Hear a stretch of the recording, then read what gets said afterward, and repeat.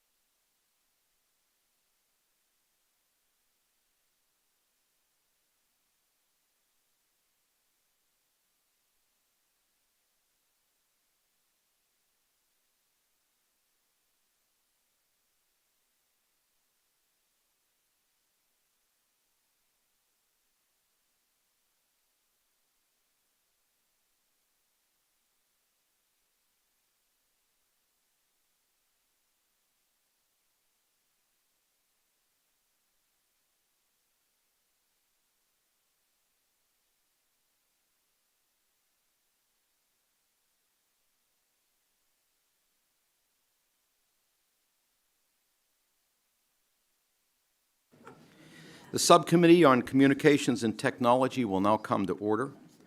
The Chair now recognizes himself for 5 minutes for an opening statement. Good morning. I'd like to welcome everyone to this Subcommittee's first hearing on wireless spectrum policy. I'd also like to thank our two panels of witnesses for appearing before us today to discuss these important issues.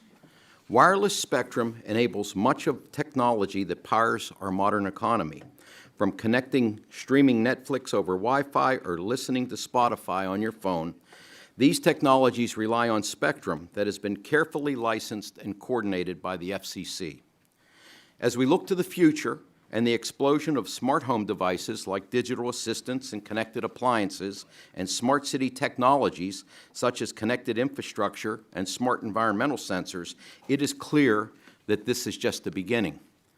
To meet the current demand and enable future needs, we need a national spectrum policy that incentivizes innovation and provides opportunities for new technologies and new entrants. The challenge we face today is just how constrained our spectrum resources are. While there are some greenfield spectrum opportunities, they are few and far between. The federal government is the largest holder of spectrum, and as such, much of the new spectrum being made available for commercial purposes is repurposed from federal agencies. In the past, this process has worked well, with the NTIA coordinating federal spectrum use and working with the FCC, impacted agencies and stakeholders to transition spectrum to the private sector without impacting critical federal users. I'm very concerned that there has been a breakdown between the FCC, NTIA, and other federal stakeholders. Over the last year and a half, several federal agencies have expressed deep concerns about a number of FCC proceedings relating to spectrum policy, including the Department of Education, the Department of Transportation, the Defense Department, the Department of Commerce, and NOAA. You know, it's a strange day when Democrats agree with Secretary DeVos about education policy. But many of us here are concerned that the FCC's recent order regarding the educational broadband service effectively stripped the education purpose and benefit from the band. It's also concerning that NOAA and the Department of Commerce continue to assert that the recently completed auction of 24 gigahertz band could have serious impact on NOAA's ability to forecast hurricanes. It makes a great deal of sense to look at bands and repurpose them as needed, but it's very concerning when cabinet officials are publicly fighting with the FCC over spectrum policy. I'm deeply concerned that this process is broken down and that the American people are going to be the ones that suffer. These challenges aren't new, and policymakers and stakeholders are in a constant struggle to enable spectrum to be shared more efficiently or to be transitioned to better uses. Today, Congress has an opportunity with the so-called C-band, and I'm happy to have several witnesses testifying on the second panel who can discuss this opportunity as well as the challenges in transitioning it. Though through congressional action, I believe that this band can provide consumers, incumbent users, satellite operators, wireless companies, and new entrants an incredible opportunity. Congresswoman Matsui and I are working on a proposal to make a significant amount of mid-band spectrum available over the next 5 years and in a way that helps accelerate deployment of 5G. We are also hope that a portion of the proceeds from this transaction can be used for the priorities that this committee has focused on for so long: rural broadband deployment, next-generation 911, and closing the digital divide. We hope to work together with our friends, my ranking member, Mr. Latta, with ranking member of the full committee, Mr. Wallen, and all our colleagues on the Republican side and the Senate to help facilitate this transition and ensure all Americans can benefit from the opportunities these new technologies order. I want to yield the balance of my time to the Vice Chair of the Subcommittee and my good friend, Doris Matsui. Thank you, Mr. Chairman. As I said before in the FCC oversight hearing in May, the C-band has been one of the most complex and high-stakes proceedings in front of the Commission and Congress, and that is why I released the Win 5G Act to propose a compromise, consensus-based approach to rapidly reallocate the spectrum in a manner that addresses many of the concerns raised on the Commission's record. Of note, the Win 5G Act solves the legal issues presented by an FCC action that would otherwise be hamstrung by the holdout problem and creates a funding opportunity for rural broadband deployment. And I am pleased that it has the support of wireless, rural, and cable stakeholders, including many of those represented here today. I do look forward to working with the chairman, the members of this committee, and all interested parties to ensure C-band spectrum is reallocated quickly and equitably. We cannot afford to wait while this proceeding is tied up in court. Thank you, and I yield back. Thank the gentlelady. The chair now recognizes Mr. Latta, the ranking member of the subcommittee, for 5 minutes for his opening statement. Well, thank you, Mr. Chairman, and I appreciate the subcommittee holding this hearing today, and I thank both our panels of witnesses for testifying today, especially our government witnesses that are here on pretty short notice, but thanks very much for being here. I'm pleased that this subcommittee is returning to the important subject of spectrum policy. As the code lead to both the Wi-Fi caucus and the rural broadband caucus, I know there's a careful balance we must achieve as we seek to clear more spectrum for our marketplace. Only through sound, transparent, light touch policies formed through effective coordination between government, consumers, and industry stakeholders, we will guarantee U.S. leadership in the next generation of wireless connectivity. This approach to the deployment of 5G will ensure that all people in all sectors of our economy can benefit from its innovative ripple effect. We will cover a lot of territory today, but it's important that the testimonies be considered in totality as we examine the implementation of key building blocks such as clearing spectrum for nationwide 5G deployment. The FCC has made a huge swath of mid-band spectrum available in the incentive auction and has also successfully auctioned off spectrum in the high band. I appreciate that the agency recognizes the importance of making America a leader in 5G and continue to focus efforts on clearing additional bands. There is no doubt that 5G will benefit urban areas, but I'm also excited how it remakes internet traffic management to prioritize low-band and mid-band spectrum for our rural areas. In cities, the dense high-speed networks provided over millimeter wave spectrum will unleash unlimited possibilities for the Internet of Things. Therefore, we must not undervalue the benefit of high-band spectrum, as its quick deployment will make such IoT synergies possible as we add capacity. 5G will truly be disruptive in every sector, from new technologies and innovations to an expanded workforce. We must also discuss other technologies that play a critical role in connecting Americans and supporting 5G, such as Wi-Fi. Wi-Fi is convenient deployment that all people enjoyed and was meant to simply offer a no-wire solution. Certainly, its impact has been underestimated. We live in an increasingly connected world, from streaming live TV, from a handheld device to smart thermostats to self-driving cars. Given the integration of Wi-Fi into our daily lives, I'm intrigued by the FCC's recent proposal to expand unlicensed use in the 6 gigahertz band. Doing so would enable Wi-Fi to provide affordable connectivity across the country, assuming such uses would not come at the detriment of another user. Just as 5G and Wi-Fi are essential components to our telecommunications landscape, so is wireless broadband. Closing the digital divide is one of my top priorities, and the wireless broadband is part of the solution. Spectrum can help students complete their homework, hospitals perform off-site tests and patient checkups, and farmers operate precision agriculture equipment. In my district, I've witnessed firsthand the incredible value wireless technologies have on precision agriculture, such as drones and self-driving tractors that assist farmers with monitoring crops and livestock and analyzing soil. Access to broadband should not be dependent on one technology, and Spectrum allows for another avenue of delivery. Spectrum is a valuable yet limited resource that benefits consumers in so many ways. That is why we must have balanced policies that efficiently utilize bands, encourage innovations, and effectively address our nation's needs. I look forward to working with the chairman and the members of the subcommittee as we continue our pursuit to reach such policy solutions and to keep America ahead of the international competition to win the 5G race. Again, I want to thank the witnesses for being with us today, and Mr. Chairman, I yield back the balance of my time. Gentleman yields back. Chair now recognizes Mr. Pallone, chairman of the full committee, for 5 minutes for his opening statement. Thank you, Mr. Chairman. The top topic of today's hearing is important because in the same way that we manage our water, our air, and our other natural resources, we must manage our airwaves.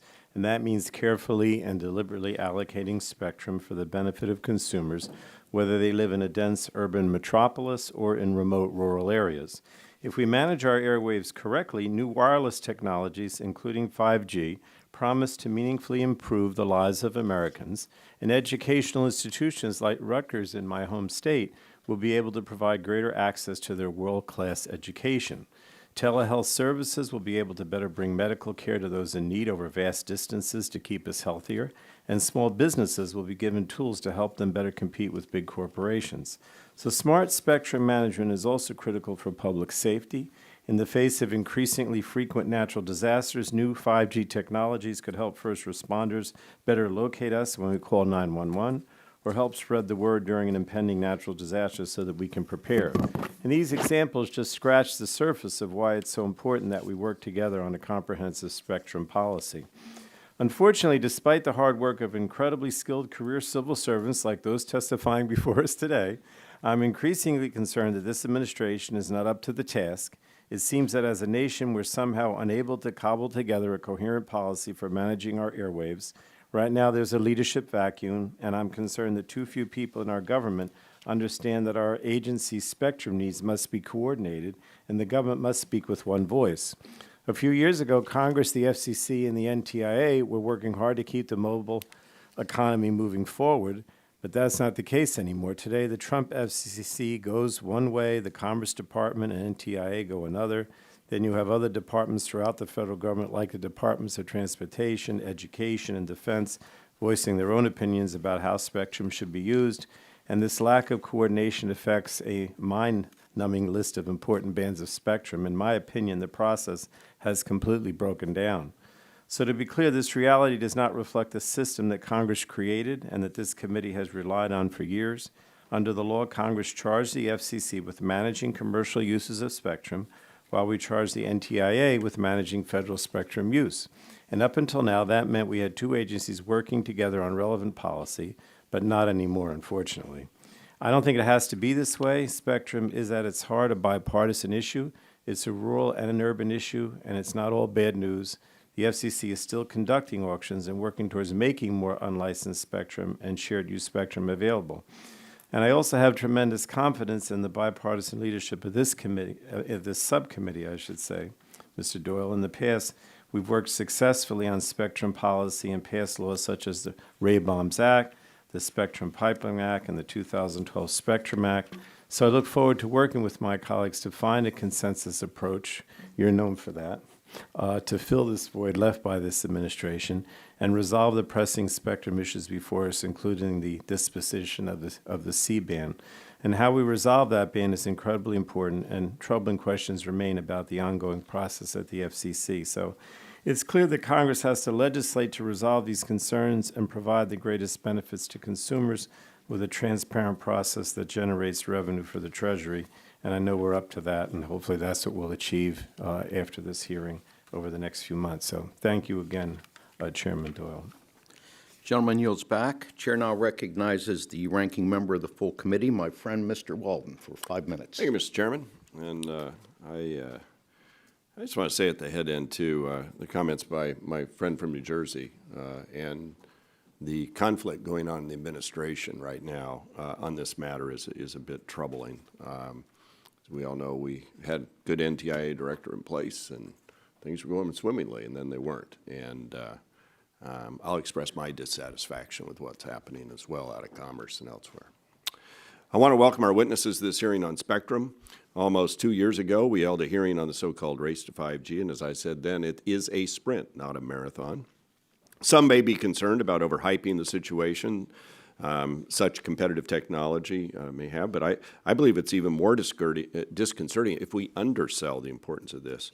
As we speak, competitors in Asia and Europe are running full speed ahead to be the global leader. Maybe we need an even more dramatic term to convey the immediacy of the situation, how our success in the 5G race will revolutionize American competitiveness and further strengthen our position in the global economy. This is really important stuff. As you all know, I grew up in the radio business, probably the only member of this committee that's I don't know, maybe Billy Long's wired in a transmitter or two, but lots changed since the 96 Telecom Act. He always got higher ratings than I think I ever got on air, but I had the face for radio, which focused primarily on how local and long-distance rates could be more competitive. But ultimately, the 96 Act instilled the light touch regulatory regime that provided the building blocks to the internet infrastructure we've come to know and depend on. Similarly, the 5G revolution will deliver on priorities that this committee and I think our country share. From closing the digital divide, making cities smarter, improving the grid, these consumer benefits will mean faster and more advanced services with the billions of devices expected to come online as part of the Internet of Things. So we have to be strategic in how we do this. We have to be smart and unified in how we do this. Spectrum availability, infrastructure deployment, risks to our supply chain, all these need to be worked out together. If we fall behind on any one aspect, it'll be a detriment to our future.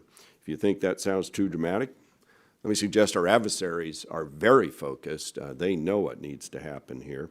The potential threats represented by equipment from suspected entities has been well publicized, so I won't spend a lot of time on that. But I would reference the New York Times story on Russian propaganda efforts in this space. The story is headlined, "Your 5G phone won't hurt you, but Russia wants you to think otherwise," is a review of media outlet known as RT America, running stories of health risks of 5G deployment. RT America, of course, is a division of Russian Today, which has been referred to as, quote, the Kremlin's principal international propaganda outlet, close quote, by the Office of the Director of National Intelligence. We certainly should not dismiss whether there are health concerns. We need to make sure there are not. So I look forward to hearing from our expert witnesses on this panel. However, I must say when a Russian outlet is reporting on this, and at the same time Russia is pushing ahead with their own 5G efforts, maybe there's something else going on here.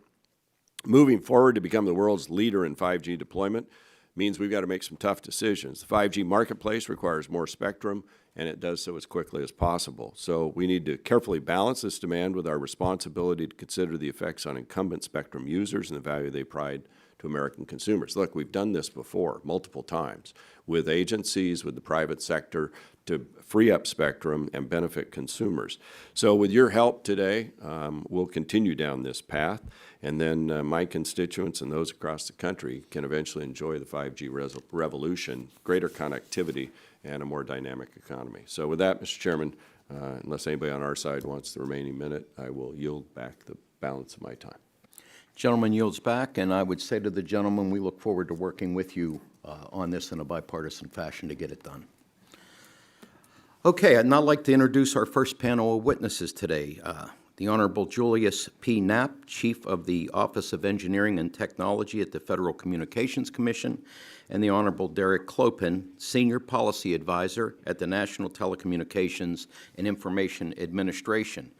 We want to thank you both for joining us today. We look forward to your testimony. At this time, the Chair will now recognize each witness for 5 minutes to provide their opening statement. Before we begin, I'd like to explain our lighting system. In front of you is a series of lights. The light will initially be green at the start of your opening statement. It will turn yellow when you have 1 minute remaining. Please begin to wrap up your testimony at that point. The light will turn red when your time expires. Mr. Knapp, you're now recognized for 5 minutes. Turn your microphone on. Sorry about that. And pull it close to you. Yep. Thank you. Chairman Doyle, Ranking Member Latta, and members of the subcommittee, thank you for holding this hearing. I appreciate the opportunity to provide you with an update on the FCC's activities on spectrum. Spectrum management is woven into the fabric of the FCC across all of our bureaus and offices, and I have the privilege of leading our Office of Engineering and Technology, where I've served as an engineer for, I shudder to admit, 45 years now. My office works closely with the other FCC bureaus and offices to ensure our recommendations to the chairman and commissioners on spectrum matters are based on sound engineering and efficient use of the airwaves.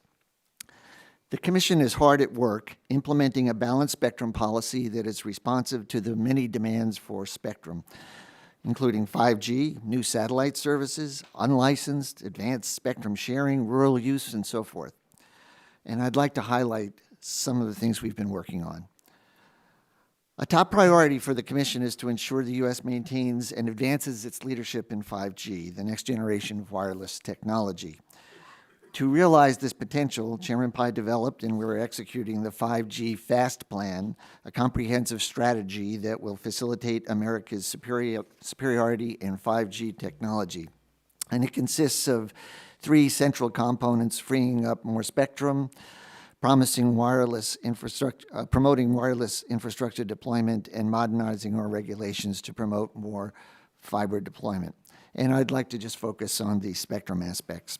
So 5G networks are going to be woven together with a combination of low, mid, and high band spectrum. The low band spectrum is important for coverage, particularly in the rural areas.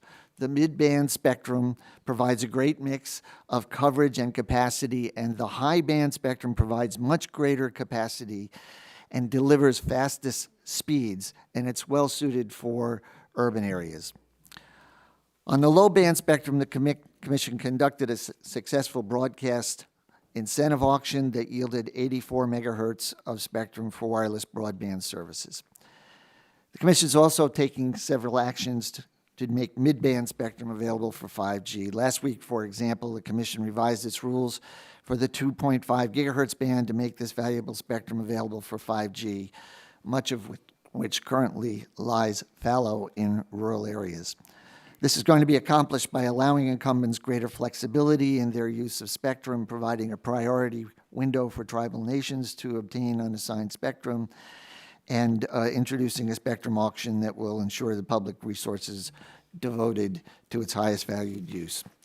We're anticipating holding the spectrum auction next year.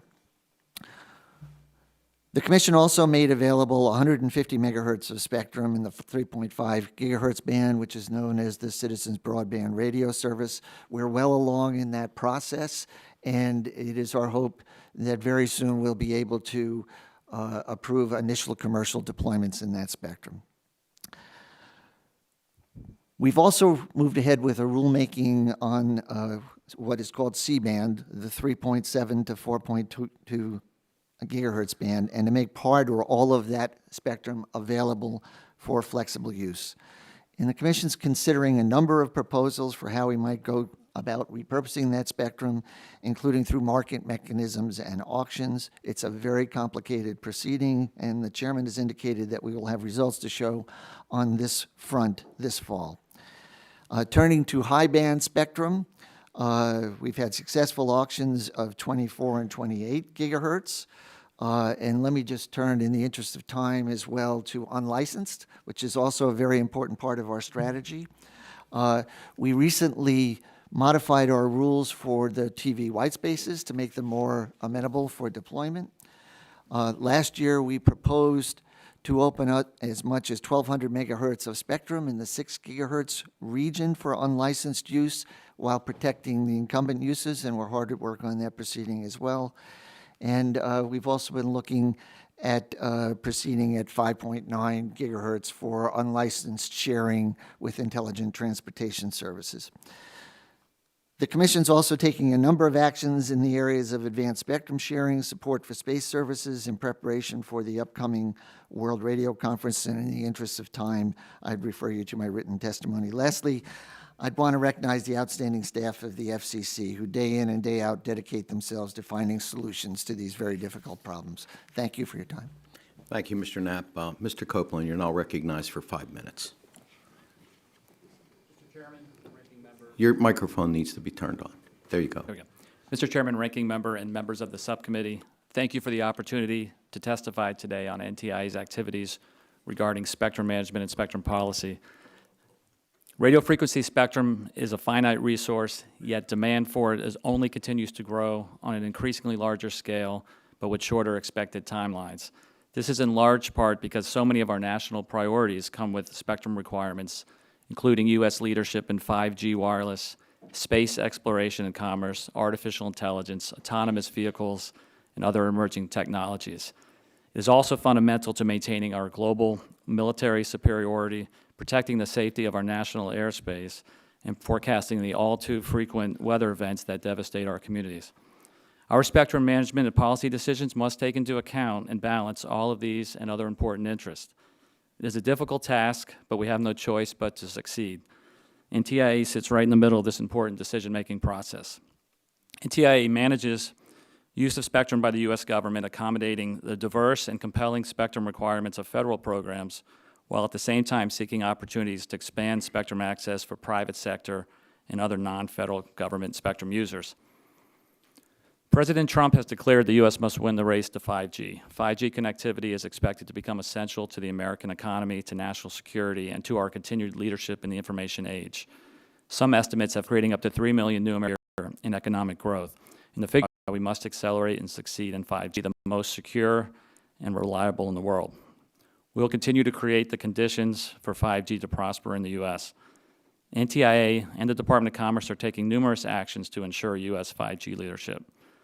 These include efforts to secure 5G equipment and supply chains in the country, to engage with our allies around the world on these concerns, to support U.S. industry and global standards development, and conduct and coordinate targeted research activities. But my focus today is on our efforts to identify spectrum bands that can support 5G. NTIA continues to work with the FCC with the support and the direction of Congress to significantly increase commercial access to scores of frequencies across low, mid, and high frequency bands. The efforts to date have been very successful. The U.S. currently leads the world in spectrum made available for mobile wireless services, with almost 6 gigahertz for licensed exclusive use, and then more than 3 gigahertz of additional spectrum is under active study, so we could be at 9 gigahertz soon for commercial use. And this does not include spectrum for unlicensed and satellite uses that will also have a role in 5G connectivity. So it's very exciting, but we are very well aware that we have more work to do, especially with respect to the mid-band spectrum that industry is coveting. NTIA continues to make progress on this front. We're excited for the approaching launch of the Citizens Broadband Radio Service, or CBRS, in the dynamically shared federal and non-federal 3.5 band. It's been a great example of interagency cooperation.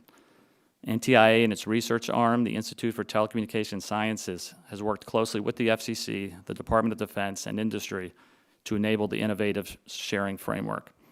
In addition, NTIA and the DoD are studying the feasibility of shared access by commercial systems to neighboring frequencies at 3450 to 3550 megahertz. In combination with other FCC proceedings addressing midband, the U.S. is well positioned to ensure such highly sought-after frequencies are available for 5G and other services.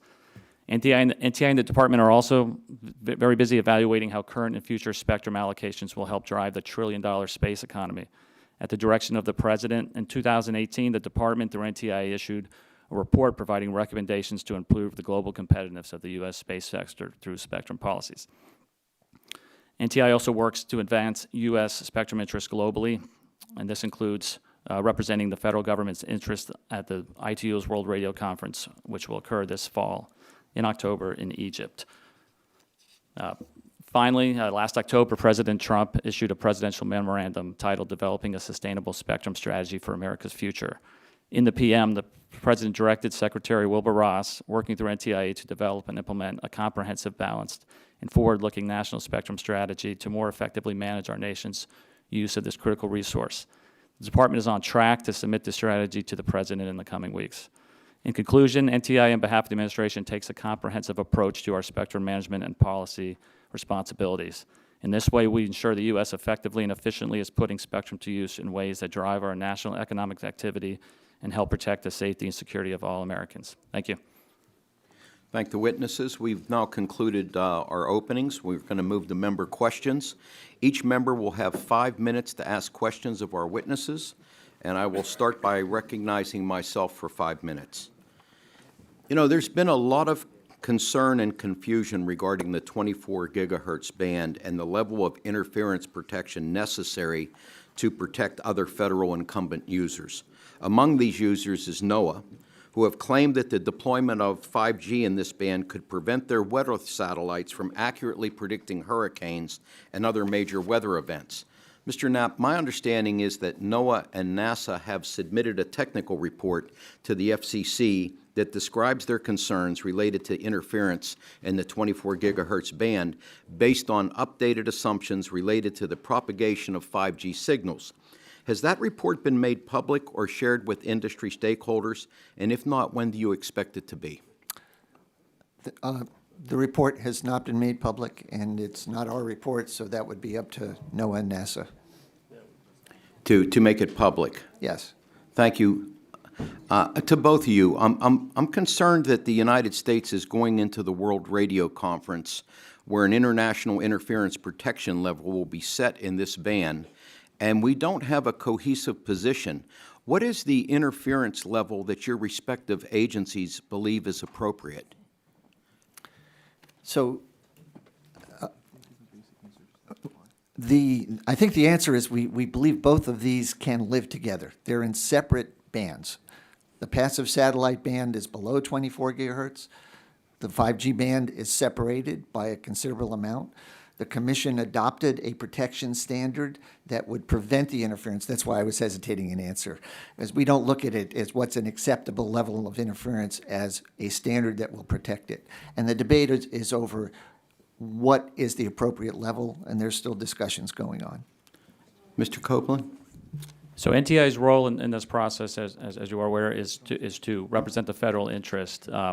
Some of these specific questions are best answered by NOAA and NASA that perform the study. But as you indicated, they do have a study available out, that they put together that is working through the deliberative process to come to a final number. Mm-hmm. I saw Secretary Ross recently responded to a letter from Senator Johnson related to 24 gigahertz ban. In that letter, which I will submit for the record, Secretary Ross says that an interagency working group had recently reached a compromise on the interference protection levels in that band. Can you tell the committee what that compromise is? From our point of view, there has not been a compromise. There's still discussions on the levels. So you're saying Secretary Ross said a compromise has been reached, and you're saying that hasn't occurred? From the perspective of the FCC, we've not reached a compromise. When do you think we're going to reach a compromise? Well, clearly we have to have a position before we go into the CTEL meetings that are coming up in August. And everybody is working hard to make sure that we get to that point. Well, I would agree with that. Mr. Knapp, let me ask you, do you believe the spectrum sharing model adopted in the CBRS band could be adopted in other bands? Specifically, do you think that using a spectrum access system could make other encumbered bands accessible on a shared basis while still protecting incumbent users? So the short answer is I think dynamic spectrum access is a tool that can provide access to other spectrum bands. I wouldn't look at it as a one size fits all. There's some complexities about the CBRS sharing approach that might not be necessary in other bands. But the model, I think, is one that we can look at in other bands. And Mr. Copeland, I wanted to ask you, too, about this Secretary Ross fellow. Is it your understanding that a compromise has been reached, or do you agree with Mr. Knapp that hasn't been done? So I'm certainly not in a position to put words in the Secretary's mouth or speak for him. I think it was his understanding that conversations that were had were leading toward that agreement. But as Mr. Knapp said, that those discussions continue. So right now that process is still underway. So why would the Secretary tell Senator Johnson that a compromise had been reached? Which again, I think that was his understanding at the time. Who gave him that understanding? As part of a larger meeting. Again, I can't speak for the Secretary. I was not in that meeting. I see. I will yield back my time. I'm going to now recognize the ranking member of the subcommittee, Mr. Latta, for his questions. Well, thanks, Mr. Chairman, and again, thanks to our witnesses for being with us today. As the co-chair of the Wi-Fi caucus, I spent a good deal of time focused on the undeniable benefits of Wi-Fi to American innovation and economic growth. One of the critical inputs as consumers engage with spectrum-intensive applications is more spectrum dedicated to unlicensed use. Mr. Knapp, would you describe the Commission's efforts on this front and the potential candidates as we look for spectrum bands that are most able to be quickly repurposed and deployed? Yeah. And I think a common theme as we go through today's hearing is that none of these are easy. So, as I mentioned, unlicensed is critically important. I think there's real synergy between both licensed and unlicensed. So right now we're concentrating on the spectrum around 5 gigahertz that's used by Wi-Fi today and trying to expand that. So we have the proceeding that we're looking at 5.9 gigahertz and whether we can share with transportation. We opened up this proceeding at 6 gigahertz, which is 1,200 megahertz of spectrum, to be made available that would be well-suited for Wi-Fi. We need to protect the incumbents there. There are a lot of microwave services used by public safety, the utilities, backhaul, and we're working hard at that. We're optimistic that we're going to be able to get to a positive outcome. Okay, well, thank you. Mr. Clopen, you discussed in your testimony the National Spectrum Strategy, and I appreciate the President's leadership on the topic. Specifically, you discussed spectrum sharing tools. The International Telecommunications Union has adopted NTIA software as the global standard to optimize radio frequency spectrum sharing between air and ground systems. Would you share with us about this software and what this will do to advance the 5G development? Sure, and thank you very much for the question. The software you're referring to is a software propagation modeling tool developed by NTI's ITS, Institute for Telecommunication Science in Boulder, Colorado, which, as you indicated, the ITU has officially adopted. And what this allows is to take propagation, meaning how far a signal travels, and specifically this software tool was for working with ground-based systems and air systems and how they interact and share spectrum. The benefits here, it was used in the when we were looking at the AWS-3 spectrum made available several years ago and how those systems would work together. And right now it's being used by NTIA's Office of Spectrum Management and Department of Defense as well to look at 3450, 3550 megahertz key mid-band spectrum that we've talked about that could be made available for 5G. So it has a direct impact on trying to advance spectrum sharing. ITS has a long history of leadership there. It also ties into our national spectrum strategy as we look for tools that we can collaboratively use across both spectrum managers and spectrum regulators, spectrum users, to more efficiently, effectively, and quickly do these analysis so we can get spectrum put to better use. Oh, thank you. Mr. Knapp, we know there are several American cities that have deployed 5G. But it seems that a few of the bands vital for 5G deployment, some of which are under discussion today, may be years from being auctioned. How can the United States get these and future bands we're not even discussing to market quicker to ensure that we don't lag behind our global competitors out there? Yeah, absolutely. So we've already auctioned 28 and 24 gigahertz, and you're starting to see deployments there. You're also seeing some deployments at 39 gigahertz because of the flexibility we provided in the rules. It's often not understood that the way we did things didn't require everything to be auctioned because we provided more flexibility to the existing licenses. And we're planning to conduct an auction at 37, 39, and 47 gigahertz towards the end of this year. And I mentioned, I think that at 2.5, an overlay auction next year, as well as auctions of the PAL licenses at 3.5. So we're moving pretty quickly across all fronts to auction spectrum. And in these other lower bands, there's flexibility so that, for example, in the 6 and even the 700 megahertz existing bands, it would be up to the carriers when the technology is ready to deploy there as well. Okay, well, thank you very much, Mr. Chairman, and I will yield back the balance of my time. Gentleman yields back. The chair now recognizes, oh, Mr. Palone's not here. And Mr. Walden's not here. Okay, so we'll now go to Mr. McNerney. You have 5 minutes for questions. I thank the chairman. I'll try not to run over. And I thank the witnesses. This is an inherently bipartisan issue, and the real focus should be on effective use of the spectrum. Access to unlicensed spectrum has fostered innovation and created opportunities in many sectors, revolutionizing areas such as healthcare, agriculture, and education. This has led to a lot of benefits across the spectrum.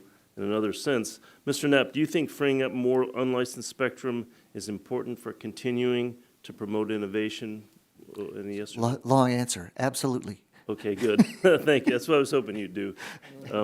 Last month, I, together with several bipartisan members of this subcommittee, sent a letter to the Chairman Pai urging him to move forward with rulemaking proceeding that takes a fresh look at the 5.9 gigahertz band, which provides significant opportunities for unlicensed usage. I'm disappointed that this isn't on the tentative August open meeting agenda. We're overdue for re-examining how to reallocate this band so that it meets the demands of our times and best serves the American people. It's important that the Commission act quickly to get this proceeding underway. The 6 gigahertz band is also critical for providing unlicensed spectrum. This band is very important for deploying next-generation Wi-Fi technology to offer tremendous opportunities for our customers and our nation's economy. There is a record, however, of the 6 gigahertz proceedings that includes discussions about potential interference with unlicensed use in this band. Mr. Knapp, how are things progressing toward finding a solution that allows unlicensed use of 6 gigahertz band while protecting utilities and public safety users? Yeah. Thank you for the question. Things are moving along well. The key challenges there are all of these point-to-point microwave systems that we have to make sure we don't interfere with, the public safety systems, the systems used by the utilities and so forth. So what we proposed was an automatic frequency coordination system for outdoor deployments that makes sure essentially we stay out of the way of the areas that could interfere with those microwave systems. There is debate about the indoor use and whether it needs to be included as part of that system, or the power levels are so low and the protections that they can just operate like your normal system. So we're continuing to have meetings with stakeholders, lots of good ideas put forward. And the key is that we want to move forward and protect the incumbents. But we need to move forward in a timely fashion. Yeah. It's certainly an exciting area there. TIA's engineering lab recently shared its Spectrum Access System laboratory test results, and they said that there is a critical part of advancing the sharing model of the Citizens Band radio service in the 3.5 gigahertz band. Mr. Copeland, can you explain how these engineering reports are used in disposition of the 3.5 gigahertz band? Sure, I'm happy to do so, and some of this I think will actually be a question for the FCC. But the spectrum access systems are the software controllers, if you will, to manage the protection for incumbents there. So they literally will send signals to the networks and the devices to when channels are available or when they need to vacate them to protect incumbents. So the SAS literally manages that. It's software based. It's a newer technology. What we are working through is a process with the Commission on how they will be certified. So the ITS role was to test the software and work with the SAS vendors. As you indicated, those draft reports were completed, sent to the SAS vendors, and ultimately these will end up back at the Commission for the Commission to do the final certification approval. Well, good. I'm glad to hear about that. Can you tell us a little bit more about how the collaboration has been working?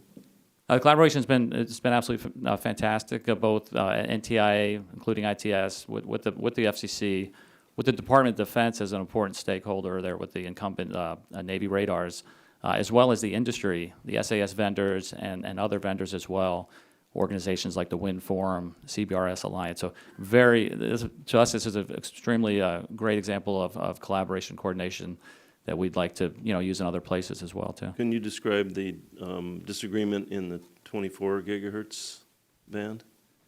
So the disagreement, again, this is, at a high level, it's not so much a disagreement on the spectrum being made available or an auction occurring. This has to do with out-of-band emission levels that, there's a long process for setting these that we continue to work through. I've heard that we're behind our competitors in the with 5G. And I'm going to leave that hanging, but I'd like a little explanation of that in the written word. Thank you. Gentleman's time has expired. Chair now recognizes Mr. Shimkus for 5 minutes. Thank you, Mr. Chairman, and thank you, Mr. McNerney, for leaving it hanging. So I appreciate that. So we hear a lot about 5G, and not to be confused with 10 gigabyte internet or Internet of Things. But I want to make sure, from a rural district, that we don't lose focus on, trying to get rural areas connected. 5G offers a great opportunity. Also, in your testimony, you say that, I'm really speaking to Mr. Knapp right now, we have low spectrum, mid, and high band spectrum that all has to work together. But in my focus to rural America, how do we make low band spectrum available? and how is this additional spectrum might be applied to practical sense to improve the daily lives of rural Americans. I did an ag tour just last week. We have Terrafor going on. We have a wet season, and agricultural America is really moving to technology like everybody else to be able to help them, feed the world. So, for the low band, what do you perceive as you listed in your testimony? So I know that at least one of the carriers has suggested that they would provide coverage out into the rural areas and in low band. I do think absolutely we need to improve the availability of broadband into the rural areas. Much of that's also on the policy side, things like providing greater flexibility for the incumbent licenses to provide access to spectrum. We have a proceeding on aggregation and disaggregation and so forth that's seeking to provide that kind of flexibility. It stemmed from the Mobile Now Act. But we are fixated as well as making sure we get 5G out into the rural areas. So, did I get an answer? You say flexibility and kind of mealy mouth. What are... Yeah. So basically, it's providing the policy structure to give the incentives to the carriers to deploy out there. And it's a combination of programs, whether it's universal service or policy changes that I just referred to. Okay, thanks. And mid-band spectrum will be helpful in making use of the multiple new Wi-Fi devices coming to the market, correct? Correct. And you mentioned your work on the 2.5 gigahertz band, and Mr. McNerney mentioned that briefly. Is that generally where we start using the mid-band label? Yes. Great answer. Like a lot of things, it's a little bit more nuanced, but that's the area that we're generally focused on when we're talking about mid-band is from roughly 2.5 up to the high end above C-band 4.2. So you indicated FCC was conducting the Phase 2 and Phase 3 field tests exploring the feasibility of spectrum sharing with unlicensed devices in the 5.9 gigahertz band. Do you know when the FCC will issue a notice that takes a fresh look at this band? So the spectrum what we're talking about, 75 megahertz of spectrum, was allocated quite a long time ago for intelligent transportation services. So we started proceeding following from the Spectrum Act in 2012 to look at sharing with unlicensed. We've completed Phase 1, the lab tests, issued a report. Transportation Department is working on Phase 2 right now, which is basic field tests.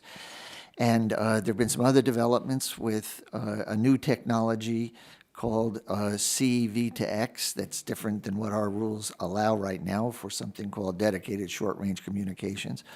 So all along, we have worked closely with the NTIA and the Department of Transportation. We're continuing to do so, and I expect that there will be an item presented to the Commission very soon. Thank you. We just finished having the House National Defense Authorization Act on the floor, and of course it ended up going into jurisdictional issues across the committee lines.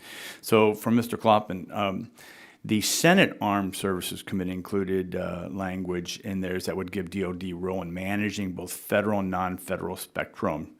Did you all review and approve this language? No, we did not. Okay, thank you. And that's my time. I yield back. Thank you, gentleman yields back. Chair now recognizes Vice Chair of the committee, Ms. Clark, for 5 minutes. Thank you very much, Mr. Chairman, and I thank our ranking member, Mr. Latta. I want to thank our witnesses for your testimony here today. Today's discussion is critical to the future of our nation. Our discussion will help ensure that the United States is the preeminent leader in the race to 5G. However, we can't settle for silver or bronze medal. Right now, China is the world's leader in 5G. They're eating our lunch. And with Russian propaganda campaigns and our seeming lack of urgency, we are not pursuing this with the type of urgency that is required for us to be preeminent in this space and to use this technology to be leaders in the world. America must win the readiness race, and through that, the innovation, unleashing of innovation worldwide. And as we race forward, it is important to keep in mind that there are so many people with skin in the game. Our constituents want to know and hear our approach to spectrum policy that will impact their daily lives. This month, Public Knowledge and other interest groups led a letter to the Senate Committee on Commerce, Science, and Transportation on this very topic, specifically the reallocation of C-band. This request must be highlighted in our discussion to ensure that underserved areas and historically underserved communities have voices at the table. I will close by quoting Philip Barenbroek, Policy Director at Public Knowledge. Allowing this spectrum to remain underutilized or permitting a private sale will not serve the public interest or help achieve pressing national goals, such as closing the digital divide. So I urge my colleagues to keep this in mind as we discuss this matter on spectrum. And wanted to just ask a question of you, Mr. Knapp. It should be expected from members of Congress to work to bring our communities into the 21st century through innovation and technological change. Today, we see the workforce transforming before our eyes. As Mr. Knapp, as you highlighted in your testimony, new generations of wireless services have created new businesses and new jobs. Can you please elaborate on the transformation of the workforce as you've described in your testimony and with regard to the new creation of new businesses and jobs? Yes. So as I mentioned in the testimony, each generation of wireless technology has brought with it growth in jobs in the economy. When 3G and 4G came along, nobody envisioned the apps economy that we all take for granted today, the applications for getting us through traffic and so forth. So the one thing I think we can be certain of is that the capabilities of this next generation of technology, which effectively allow for instantaneous interactions. So I can now react and remotely control a machine, for example. Which of these things might emerge, or which of these things haven't been imagined yet, I can't tell you, but what I do know for sure is it is going to be astounding. Yeah, and I'm talking about workforce, entrepreneurship, and the future of work for Americans. So having said that, knowing the ultimate potential or the idea of the potential of what this will unleash in terms of what I call the next industrial revolution, which is the use of technology in work, do you believe that this new workforce should reflect the diversity of America? Yes. If so, how could the FCC ensure that that occurs? So I think by making sure that we have a variety of ways that people can gain access to spectrum as well as access to the services that are provided. And that means that we have to have a deployment that goes into every community across this nation, rural, suburban, urban. Yes. Okay, very well. There's work to be done in that regard. And yes, and we're trying to do it every day. All right, very well. Mr. Chairman, I yield back. Gentlelady yields back. Chair now recognizes my friend, Mr. Olson, for 5 minutes. I thank my dear friend from Pittsburgh, Pennsylvania, home of the Pittsburgh Steelers. Welcome to our witnesses. As has been said over and over, this hearing is about technology and lots of challenges like 5G, spectrum access. We're going to talk about conflicts between key players in this whole endeavor. I want to remind everybody that on this day 50 years ago, America showed the whole world we can overcome anything with technology. Apollo 11 was going to the moon right now, 50 years ago today, to bring Neil Armstrong, Buzz Aldrin to walk on the moon, and Mike Collins to bring him back home. So again, we can do this if we commit and work together. My first question is for you, Mr. Clopin. Given the need for more mid-band spectrum, can you elaborate on what NTIA is doing to encourage and accelerate spectrum sharing in the 3.1 to 3.55 gigaband arena? Sure, happy to do so. And thank you very much for the question.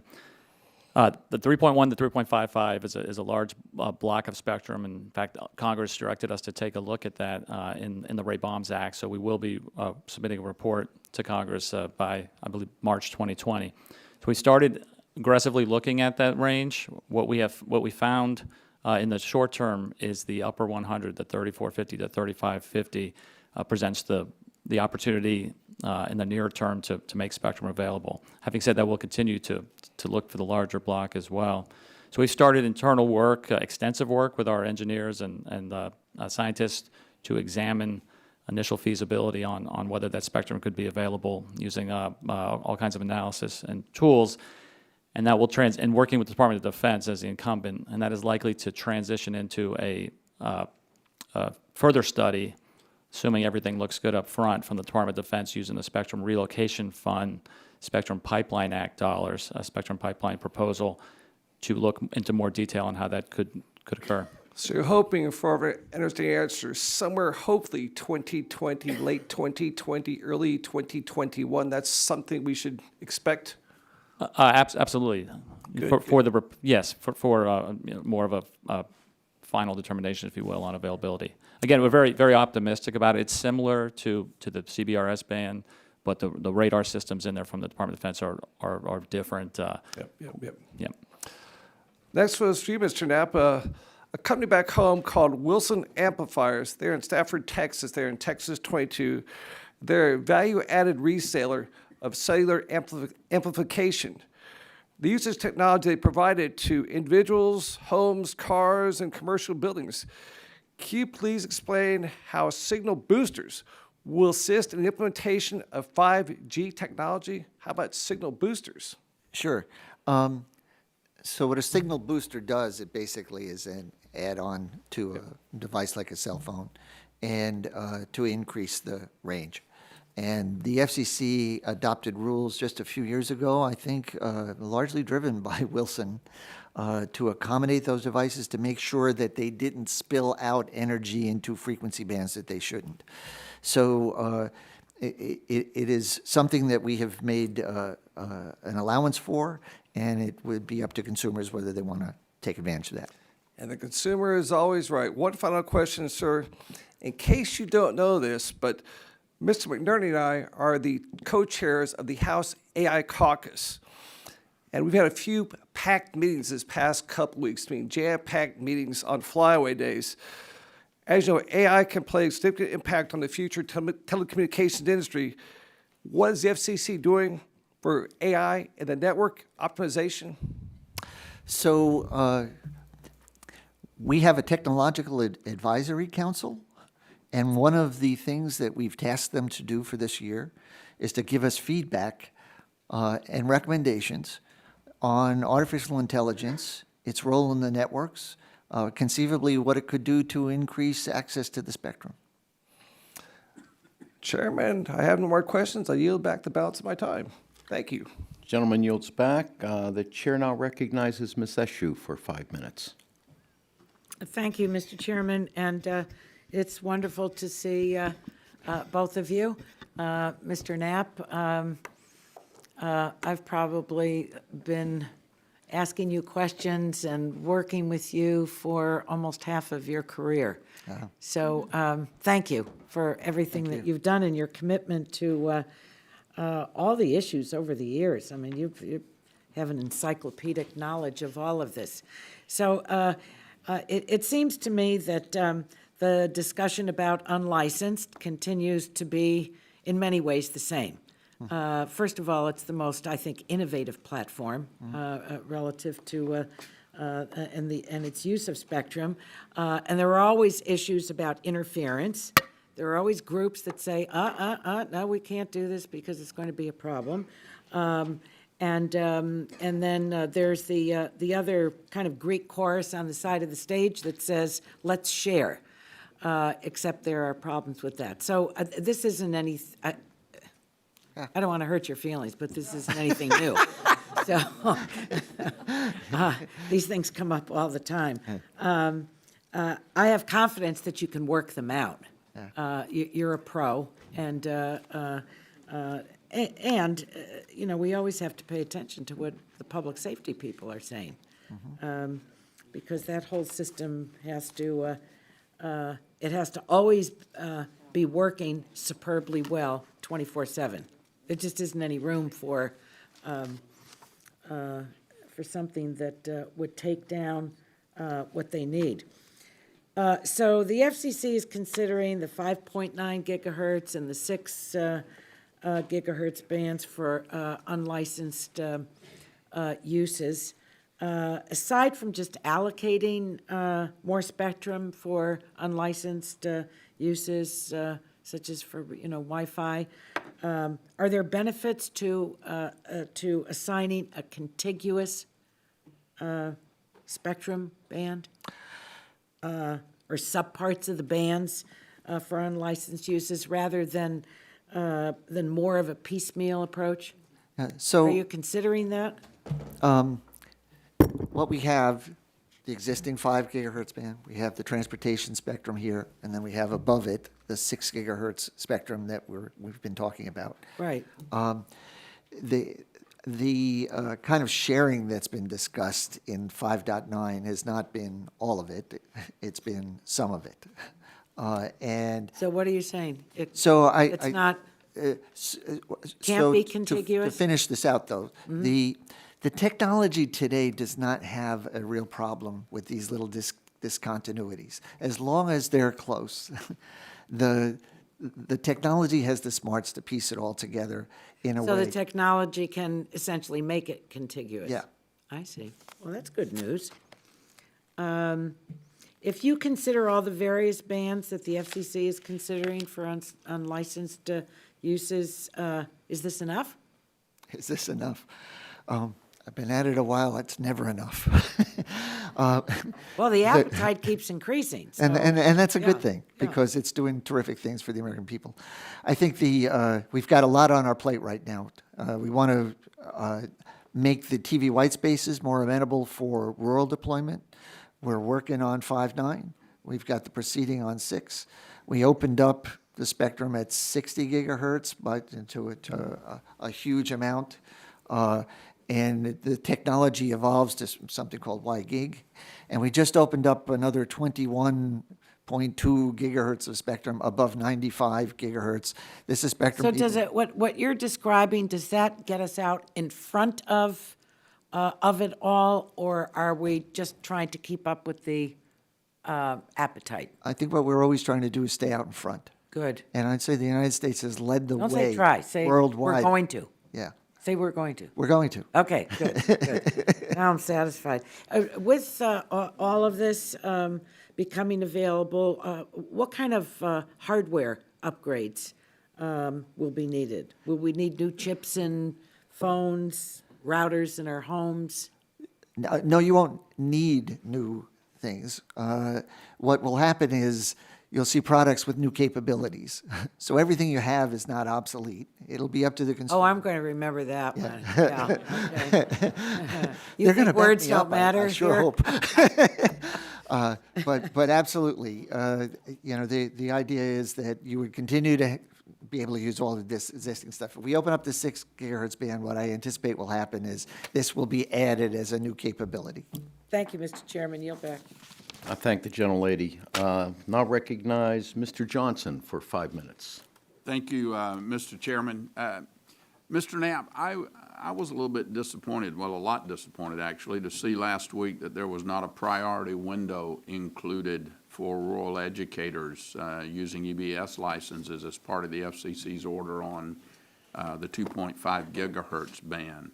How will the new rules for the 2.5 gigahertz band spectrum benefit rural areas? And is there a strategy for using 2.5 gigahertz band spectrum to bridge the digital divide? Yeah. So this was certainly a policy call, not a technical issue. Right. And I know there were tough decisions that were made. There's a drive for mid-band spectrum. And so this was this is the largest band of mid-band spectrum below 3 gigahertz that was available. throughout much of the country, the spectrum was not in use. And so what the commission did is the existing licensees don't lose any of their rights. Their existing leases can continue. And they were given flexibility to move from some of the constraints that there are in the current rules, with the idea that we also have a priority window for tribal nations to apply for use of that spectrum, and then to do an overlay auction for the areas where there is no use now.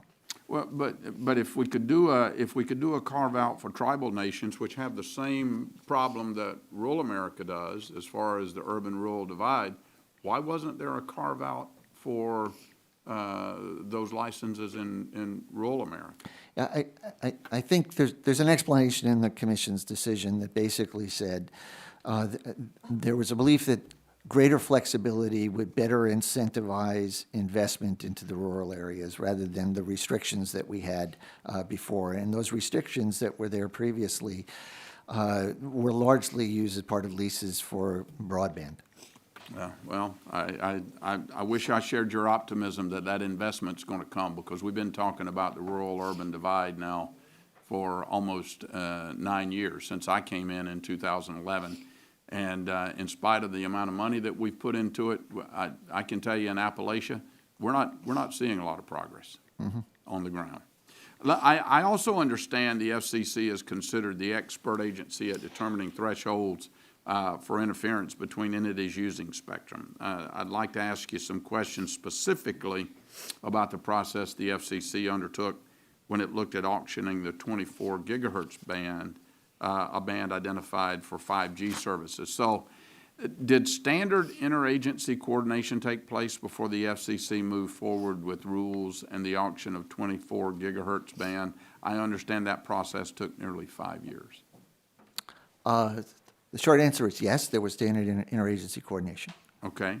And that auction of the 24 gigahertz band earned over $2 billion from wireless companies. Do I have that figure right? Is that right? That's roughly right, yes. Okay. Chairman Pai, in a recent letter, wrote that during your interagency process, quote, other federal agencies did not object, unquote, to expanded use of the 24 gigahertz band to 5G. Is that correct? That's correct. Okay. When the Department of Commerce provided a study purporting to show there may be interference between weather sensors and 5G use of the 24 gigahertz band, were you able to validate that study? I mean, wasn't that study based on a sensor that doesn't exist? That's correct, and we had a number of concerns about the study. Okay. All right, given your experience and long tenure at the FCC, are you confident that commercial wireless operations in the 24 gigahertz band can peacefully coexist with weather sensing capabilities now and in the future? Yes. Okay, Mr. Chairman, I'm going to give you back 37 seconds. I yield back. Thank the gentleman. Chair now recognizes Mr. Vesey for 5 minutes. Thank you, Mr. Chairman. Mr. Knapp. Good morning, and I want to thank you for being here today. I represent the Dallas-Fort Worth area, and it is one of the 11 cities that the FCC granted T-band spectrum to for public safety purposes. In the Middle Class Tax Relief and Job Creation Act of 2012, this spectrum was directed to be reallocated and auctioned off to commercial entities. And I was wondering if you could discuss some of the challenges of relocating the T-band spectrum to commercial users, and whether there is any benefit to moving public safety entities and to a lesser degree broadcasters off of them. Yeah. So we're following the statute as it exists. I understand that parties are talking to folks in Congress, and so we just look to whatever guidance there is from Congress. And the technical challenges are always when you're trying to find space for systems that have spectrum today. And I don't know that there is an obvious place to relocate them, but that we would carry out whatever the statute calls for. Well, thank you. Mr. Chairman, I yield back. Yields back. Chair now recognizes Mr. Bilirakis for 5 minutes. Thank you. I appreciate it, and thank you for your testimony, panel. Mr. Knapp, CTIA has suggested that we need a national 5-year spectrum plan. From an investment standpoint, I can see the value of this policy since the testing and rollout of new capabilities is often a multi-year process. What are your thoughts on adopting a multi-year spectrum plan? This is for, again, Mr. Knapp. Yeah, so there are a few things that are going on. One, from time to time, for example, we conducted an inquiry about spectrum above 24 gigahertz, spectrum in the lower bands, and so forth to identify spaces. It does take time to roll them out. So that's what we've been doing, for example, in what we call the millimeter wave proceeding. So we're constantly, rather than a static process, constantly looking at what are the areas that are ripe for a look as well. And perhaps Mr. Clopen can also talk about the work that's going on the National Spectrum Strategy. Please, if you'd like to. Sure, happy to talk about the National Spectrum Strategy. So this is, again, from the direction of the President, NTIA is leading development of this strategy. A forward-looking, sustainable approach, better tools, better collaboration, and how we can do a better job of managing spectrum into the future. It's less of a band-specific, technology-specific approach we're looking at, but more, in getting away from that and how we can ultimately expand access in a larger perspective, rather than just looking piecemeal, so we can come up with an approach for better solutions long-term. Okay, very good. One question for you, sir, again, Mr. Copeland, and you've touched on this, but there's an article on the front page of the Washington Times last week, actually, titled Savvy South Koreans Race to Embrace 5G Networks. Did you read that? I believe I'm familiar with it, yes. Okay.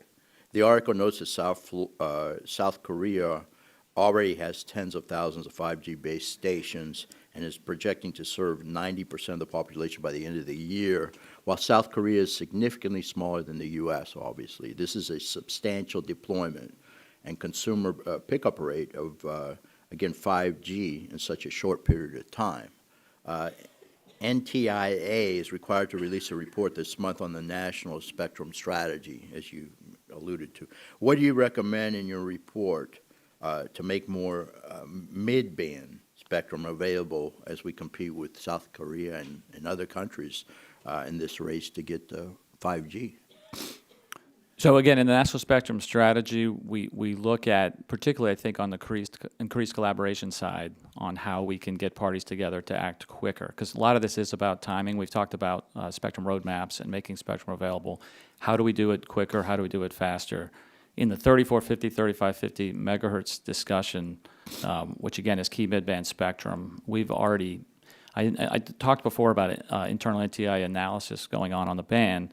We've also reached out to industry stakeholders and invited them to come in and discuss with us a process on how we collaborate, not just as the government, but with industry as well. So get a better understanding on the license side, on 5G, on unlicensed, visions for how they might utilize the band, come up with an approach where we can get groups together, get engineers together from the government and industry, and more quickly get the requirements in, understand systems, and work through that process. We did this in AWS-3, and that expedited things, and we're looking at similar things here. Again, each band, each analysis is going to be a little bit different, but those are the type of tools we're looking at. And then automating software, too. So one of the big initiatives for NTIA is so much of our processes are more manual and slow, and we're trying to bring modernization, to bring better technology and artificial intelligence, bring that into the spectrum, update spectrum management tools to reflect the industry that we're trying to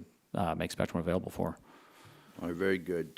Mr. Knapp, the FCC has an open rulemaking to allow unlicensed devices in the 6 gigahertz band. This spectrum is currently used for mission-critical backhaul links for public safety, again, commercial carriers and utility companies. What steps can you take to prevent harmful interference to these important services?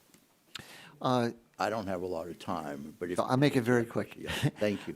So for the outdoor deployments, We would use an automated frequency coordination system to stay out of the way of those point-to-point links and not interfere with them.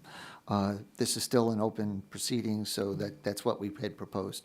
For the indoor use, there's a debate about whether they need to be part of that or not. And at certain power levels, whether there's so little risk that we don't need to tie them into a separate mechanism. Very good. Gentleman's time's expired. Chair now recognizes Ms. Matsui for 5 minutes. Thank you, Mr. Chairman, and I want to thank the panel for being here today. As you know, Agenda Item 113 will be considered at Work 19 to discuss identification of additional millimeter wave bands for international mobile telecommunications, or IMT. The 26 gigahertz band has emerged internationally as a leading candidate for 5G services. International harmonization includes various different efficiencies, especially as equipment manufacturers are able to integrate several spectrum bands that the Commission has already auctioned for commercial use into a single radio. As you already know, the 26 gigahertz band is allocated primarily for federal government services. Mr. Knapp and Mr. Clopin, could you comment on the potential of appropriate sharing or protection arrangements for federal users in the band? So one of the reasons that 24 is so important is because as we asked about 26 in an open rulemaking proceeding. But the key here is it's very active federal government use. Right. It's probably better for the Department of Defense to speak to what they have in there. Okay, all right.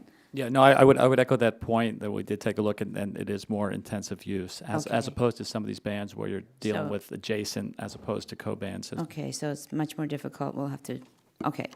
The international community has had a long history with consideration of the 4200 to 4400 megahertz band for terrestrial mobile use. In 1990, the ITU concluded that the whole of the band will be required up to the year 2015 for radio navigation services, but noted that current accuracy requirements may be achievable in a smaller bandwidth. And NTIA had previously initially identified the upper and lower 20 megahertz segments of this band as a potential candidate for terrestrial wireless use.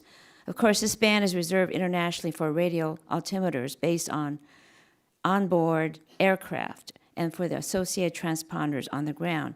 It's also adjacent to the 500 megahertz of C-band spectrum currently under consideration for mobile use.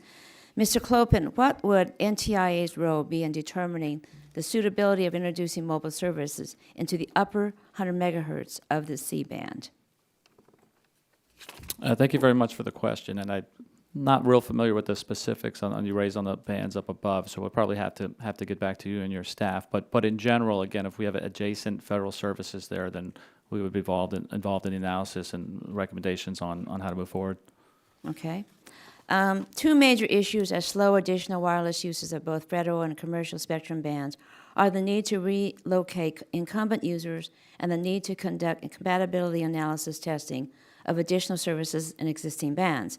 Frequencies such as those between 7.125 gigahertz and 8.4 gigahertz, or the 4.9 gigahertz, both offer potential opportunities.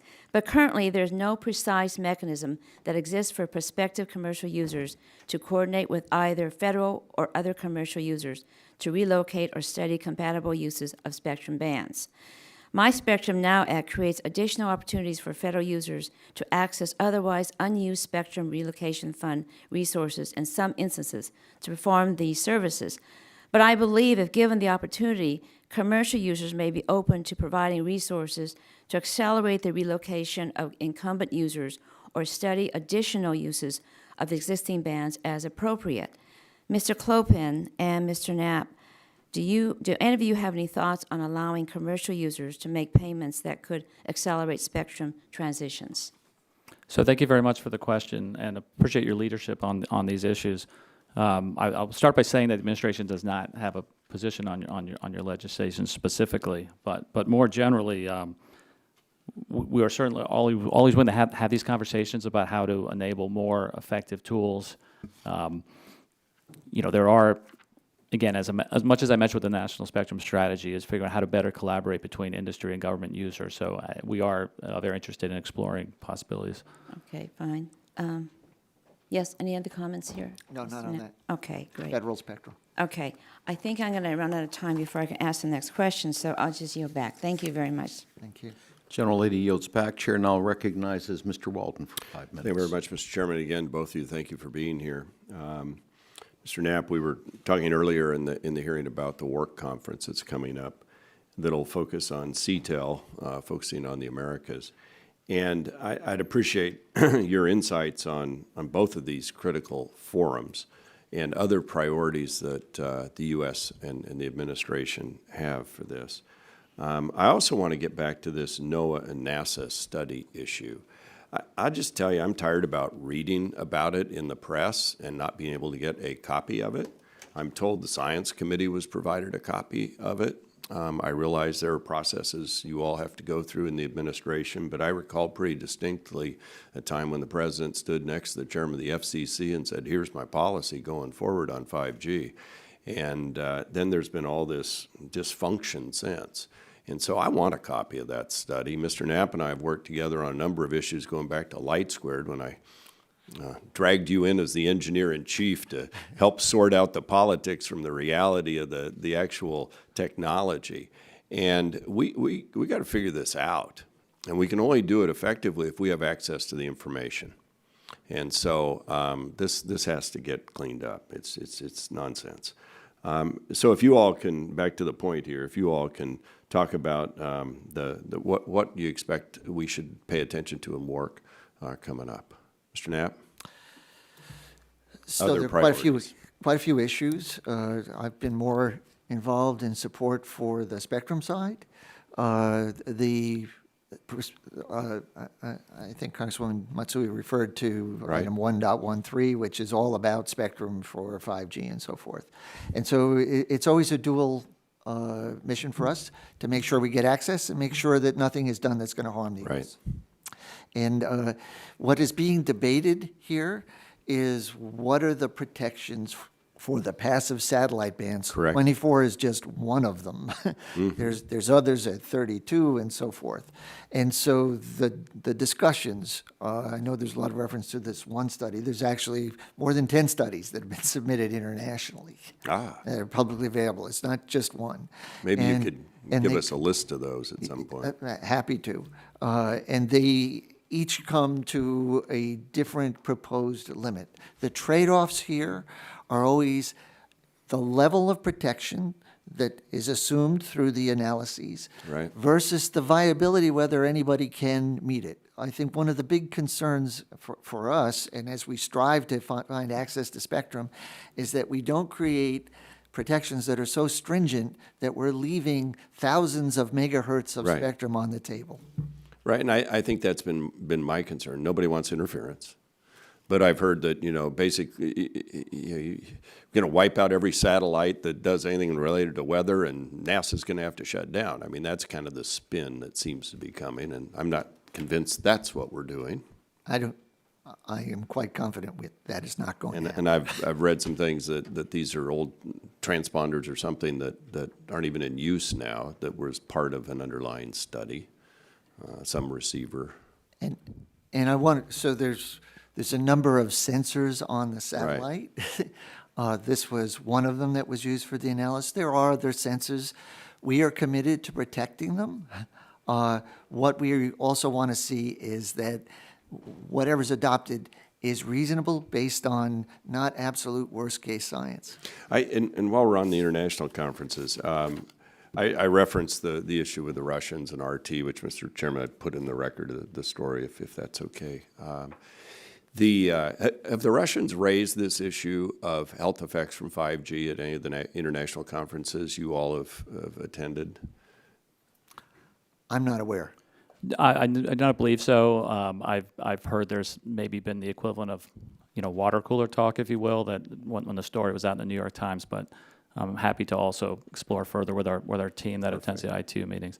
I also wanted to take just a quick opportunity to come back on the studies and 24 gigahertz. And I know it was characterized before that NOAA and NASA, and by the way, on the study, again, it's not an NTIA study, so we can't deliver it, but I'm happy to take back that request for the committee to have access to it, to the department and NOAA. I do know they want to be transparent. But on the issue of generally of the studies, I wanted to be clear, there was not that NOAA, NASA, or NTI, anybody was thinking this band was 24 gigahertz is not available for 5G. Again, it's a discrete issue on the out-of-band emission protection levels. And as Mr. Knapp indicated, we believe that both can coexist. And also going back in time, there was also, I believe, a conversation or an allegation that the agencies brought this to attention late. And this goes back 2-3 years, a study underway. The FCC report and order actually says that we have the potential to reevaluate these rules based on further international studies. You know, auction participants were fully on notice. So all that, this is a typical process. It just unfortunately got a lot more publicity this time. Thank you, Mr. Chairman. Thank you, gentlemen. The Chair requests unanimous consent to enter the document that Mr. Walden referenced into the record without objection, so ordered. Chair now recognizes Mr. Schrader for 5 minutes.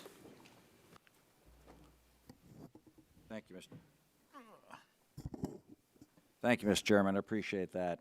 I guess, Mr. Knapp,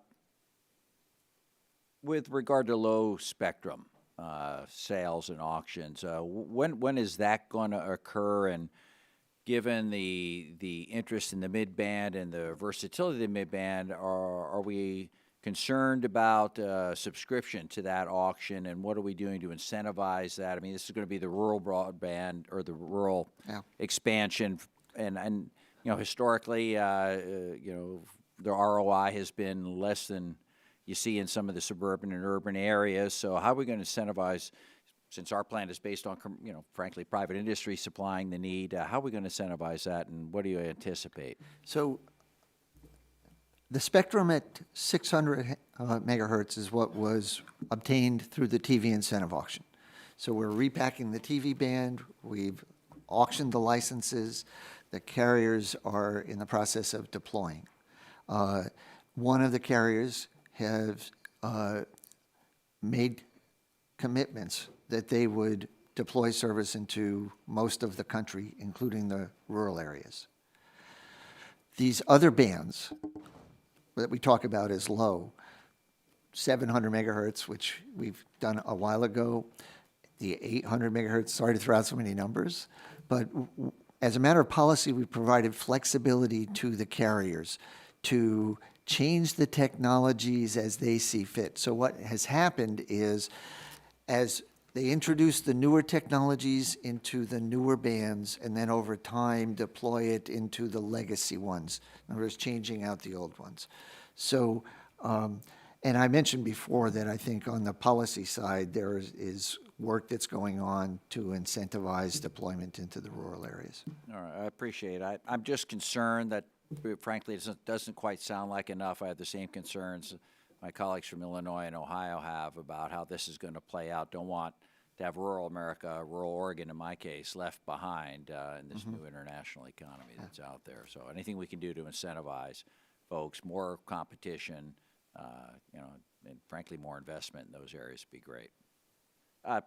Mr. Copeland, there's, you know, 5G sounds wonderful. It's a nice little buzzword, and I can hardly keep up with 4G personally, but I understand I'm old, and that's just the way of things.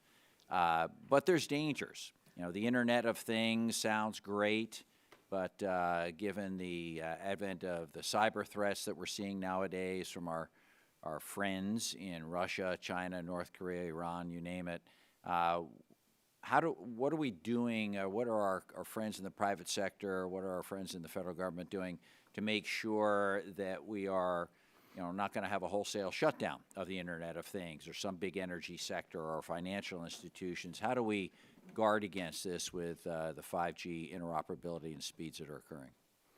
Thank you for the question. I really do appreciate it. And I will preface this by that I've mostly focused more on the spectrum issues, and I'm certainly happy to have a follow-up conversation with you and your staff and bring in some of our experts. But you're right, there are a number of pillars, if you will, to 5G and IoT to make sure it's success, and spectrum was one piece, but we do need to make sure the security is there, the cybersecurity, the standards work, and a number of areas where we are involved in is along with plenty of other government colleagues as well, is supply chain security.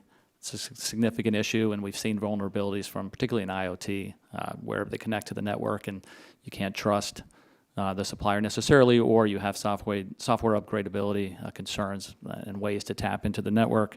So we do worry about that, where the products are coming from, what is the supply chain.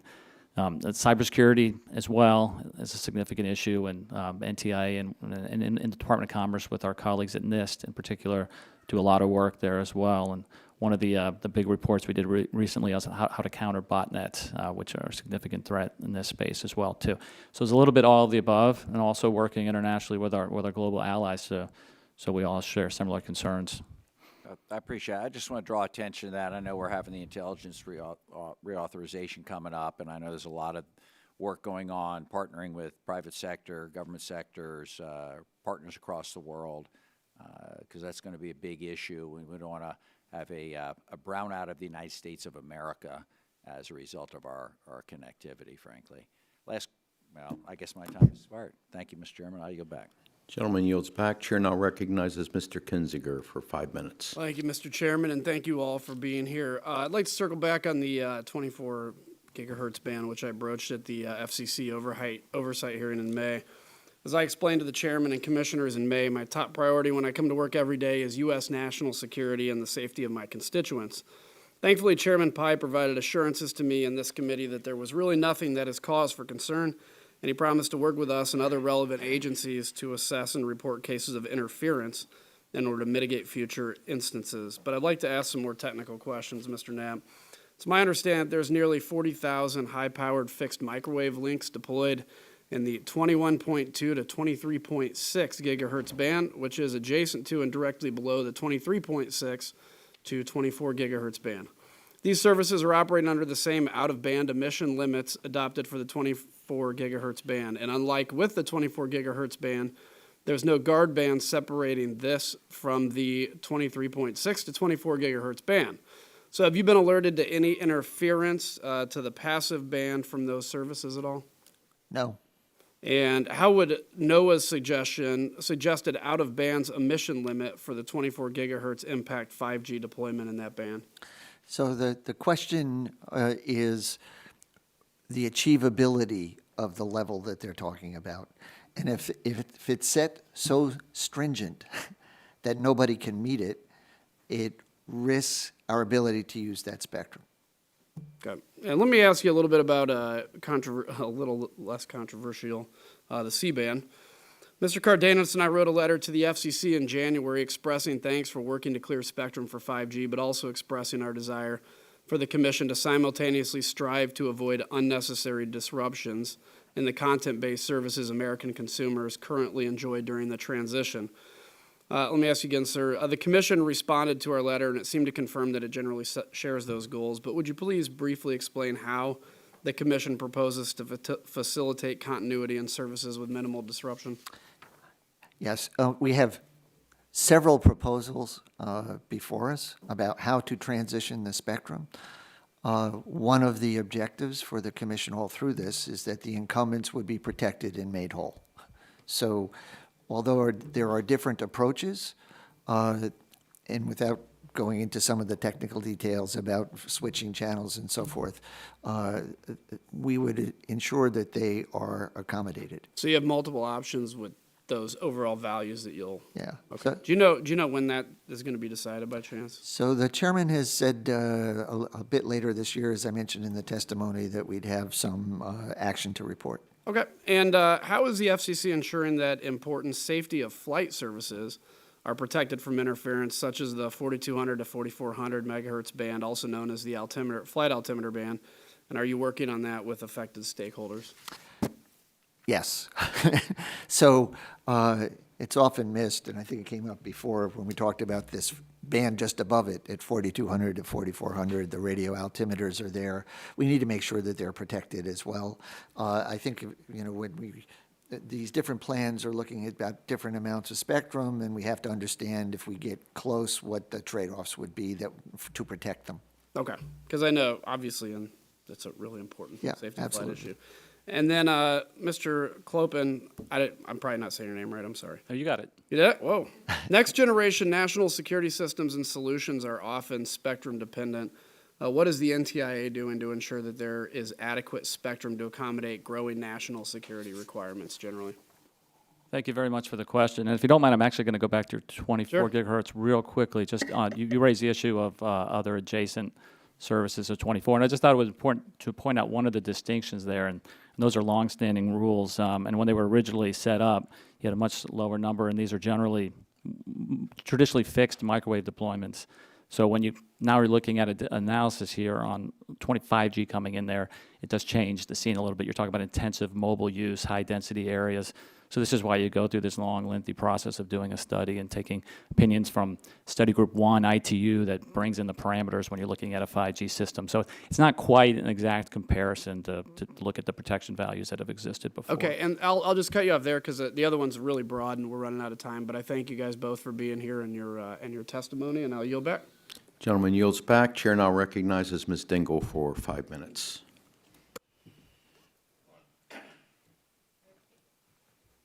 Is there. Okay, thank you, Mr. Chairman. Well, as you know, I'm from Michigan. I'm a car girl, and I'm probably the one person in this room really paying attention on the 5.9 GHz spectrum band, and I'm really worried about what's going to happen to it because I'm hearing rumors. Mr. Knapp, it's my understanding that you helped designate this spectrum, so I thank you for your leadership and your work on it. I also read, though, that the FCC plans to announce a new NPRM to take a fresh look at the 5.9 band that includes the potential of allowing non-auto safety technologies to utilize it. This happens as the Department of Transportation is about to begin Phase 2 and Phase 3 of interference testing to see if additional technologies can harmoniously exist within the spectrum. So obviously, I'm focused. So Mr. Knapp, these questions are for you. One of the arguments I keep hearing against maintaining the 5.9 GHz spectrum strictly for automotive safety use is that the band is underutilized, that the auto industry's had 20 years and the level of DSCRC deployments hasn't happened as promised. Do you believe that? I do believe that the things that were planned when the original allocation was done and the hopes that we all had for the improvements to safety haven't blossomed to the point that were envisioned at the time. So happy to take your questions, or I can say a little bit more. Well, let me keep building on that. Yes, go ahead. Because I am worried that you're going to take that away, and the companies are worried. So I also understand that in addition to DSCR, the CV2X technology shows great promise in the connecting vehicles and infrastructure to achieve both the safety and orchestration benefits that were intended when the 5.9 spectrum was reserved for automotive use. Would you agree that CV2X could also help deployments and increase the utilization of the band? So to be clear, these decisions in the end will be for the chairman and the commissioners to decide. And what we have been And I doing. want you to make sure the chairman of the commission knows that some of us are paying attention. We anticipated that. So we've been working with the Department of Transportation and the NTIA on the next steps on this. And you're absolutely right. We have this other technology, CV2X, that looks promising. I don't think we're at a point of saying whether it should be DSRC or CV2X. But I think that the issue that we're grappling with is it's been a long time. There's a lot of things that have been happening. What should we do to take a look at how we can foster better use of the spectrum? But how are we going to make sure that the industry has the spectrum that they need as these things are coming online? And there have been a lot of forces that, I mean, we're not going to do it in this whole hearing room, but what I'm worried about is that when they need it, it's not going to be there. Yeah, I understood. And I think for the commission, it will be trying to take a look at these issues and get a better understanding of everything. I also understand that the Chinese government and 13 Chinese OEMs have committed to utilizing CV2X. Is China ahead of the U.S. in recognizing the benefits of this technology? I think that it is so new that I would not characterize it as ahead. But do we need to worry? I think we need to be focused. Okay. With the FCC considering opening up the 5.9 GHz safety spectrum to new technologies, how will the FCC ensure that there is no interference in the auto safety technologies and that vehicles equipped with different V2X technologies can talk to each other, which is a real concern. Yeah, absolutely. And I know that's a key point, for example, in working with the Department of Transportation. If we put multiple, what do we do? Do we leave it open for all technologies? And what if they can't talk to each other? Is it partitioned in some way? And that all kind of speaks to trying to better understand where to go with this. So do you think you and DOT are talking the way that you need to be? This is non-scripted Yeah. now, and I'm about to go. 'Cause I absolutely. don't see everybody on the same page some days. Well, I think we're working through some of the different viewpoints on it, but we absolutely are talking through it. Will the FCC move forward with any actions on the 5.9 GHz ban prior to the completion of all interference testing? And should the testing prove that these additional technologies do indeed cause harmful interference on auto safety technologies, will you still split or look to open up this band? So a couple of things. We're continuing with the program for the testing. So we continue to be committed to seeing it through to its completion. If there is a rulemaking proceeding, we'll see where that all goes. I'm paying attention. Thank you, Mr. Chairman. Thank you. General Lady yields back. Chair now recognizes Mr. Long for 5 minutes. Thank you, Mr. Chairman, and thank you all for being here today.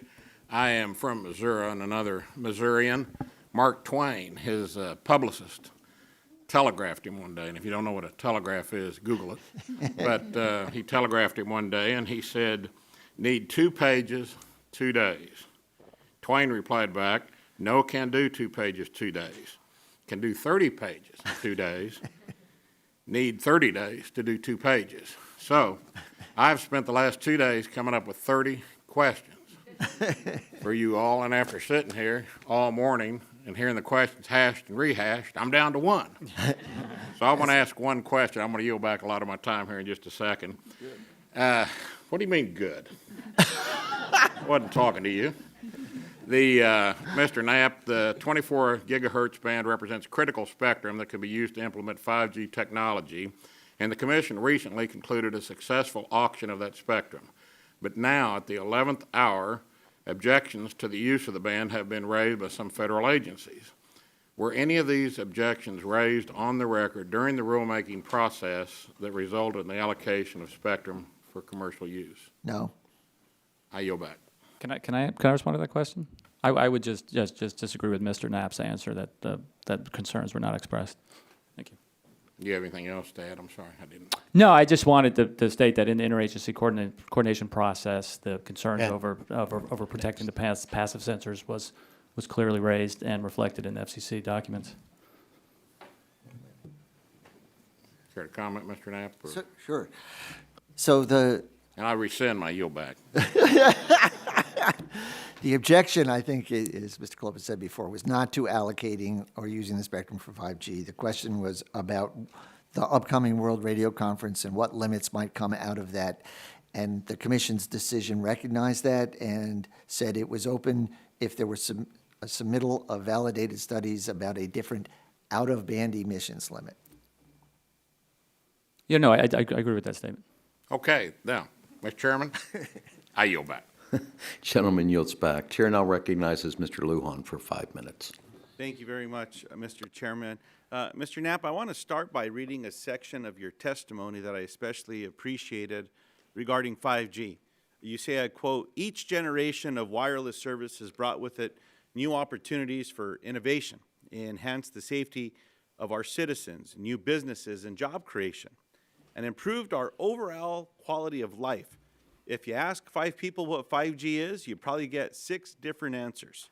Yet, most seem to agree on certain important aspects of 5G's potential. Speeds 100 times faster than today's networks, much greater capacity, and lag times 1/10 of what they are today, that enable real-time interactions with people and the Internet of Things," close quote.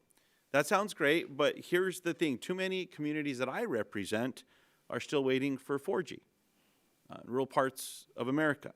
And according to the FCC, less than half of New Mexicans have access to mobile broadband that reaches 10 megabits, 3 megabits upload. Regarding tribal communities, a 2018 GAO report on tribal access to spectrum stated that, I quote, "The FCC has not collected data related to tribal access to spectrum, analyzed unused licensed spectrum that exists over tribal lands, or made data available to tribal entities in an accessible and easy manner that could be beneficial in their efforts to obtain spectrum licenses from other providers," close quote. What progress has the FCC made in addressing these issues? So I think what you saw reflected in the 2.5 gigahertz decision last week was a priority for first access for tribal nations to that spectrum as a way to encourage the coverage in that.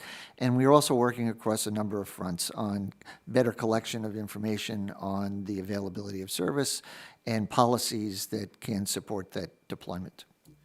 Can I get a commitment today, Mr. Chairman, Mr. Knapp, that we can work together to raise this issue and work with other FCC commissioners and staff to ensure that when we're here in a year from now, that we will not have a GAO report that says the FCC has not collected data related to tribal access to spectrum? So I know that the commission will continue to work with you on the deployment into rural areas. Can we work together to raise the issue, though? Sure. I appreciate that. Mr. Knapp, I've also repeatedly heard that concerns that 5G networks may not reach rural and tribal communities for years. What specifically is the FCC doing to prevent the creation of what I'll describe as the new digital divide? Yeah, and the deployment of 5G into the rural areas is also one of our key objectives. The low bands that we've been talking about are probably the best vehicle, although all of the bands will be woven together to provide that coverage, so it's not necessarily just any one. And so what we're trying to do is make sure that there's spectrum out there and that people are able to have access to it. I appreciate that. When we had Commissioner Pai and Commissioner Rosenworcel before us, we asked a question to them about mapping. That if we indeed were going to be able to make investments to close the digital divide, we needed to have more accurate mapping. Is there something that we could be doing, working with you as well and with the other commissioners to ensure that we have accurate maps as opposed to being dependent on what some of the mobile providers are putting out there that show that there's coverage everywhere? Yeah. Matter of fact, if I went by their maps, all the dead spots that exist in New Mexico, other parts of the country that I've traveled, should have coverage, but they don't. Just because someone's measurement of a bar on my phone to them means coverage, I can't make a call, can't use the internet, can't even use that phone if there was an Amber Alert to let me know that I should be looking for somebody. Mm-hmm. What can we be doing to better close that divide to ensure that this is going to get out to So everyone that it should? Of course, we'd be happy to work with Congress, provide technical assistance for anything that Congress wanted to take a look at. We are working hard at the agency on ways we can improve the maps. We know that they need to be better.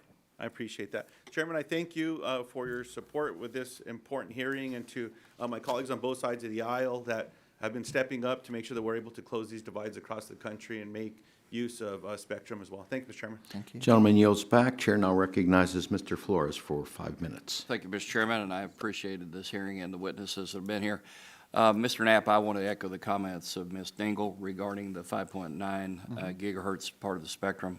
I am also concerned about any attempts to make that spectrum, or to keep that spectrum from being available to the transportation sector.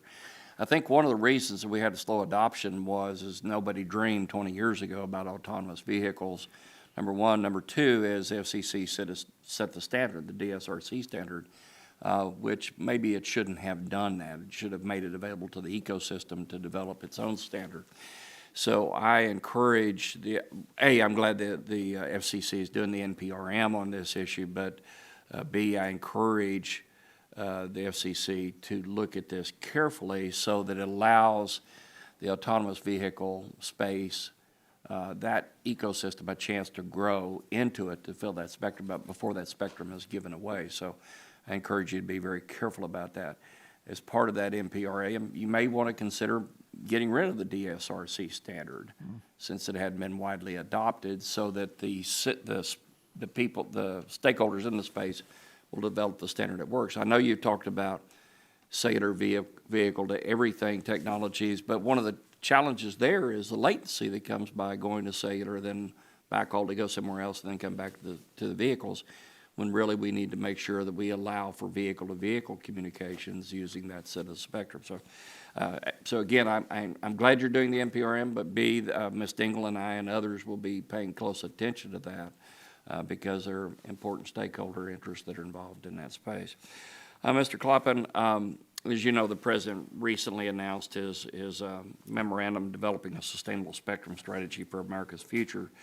You know, a key part of that strategy is to protect the homeland, but part of the protecting the homeland is also to make sure that we have proper cybersecurity elements built into the Internet of Things and to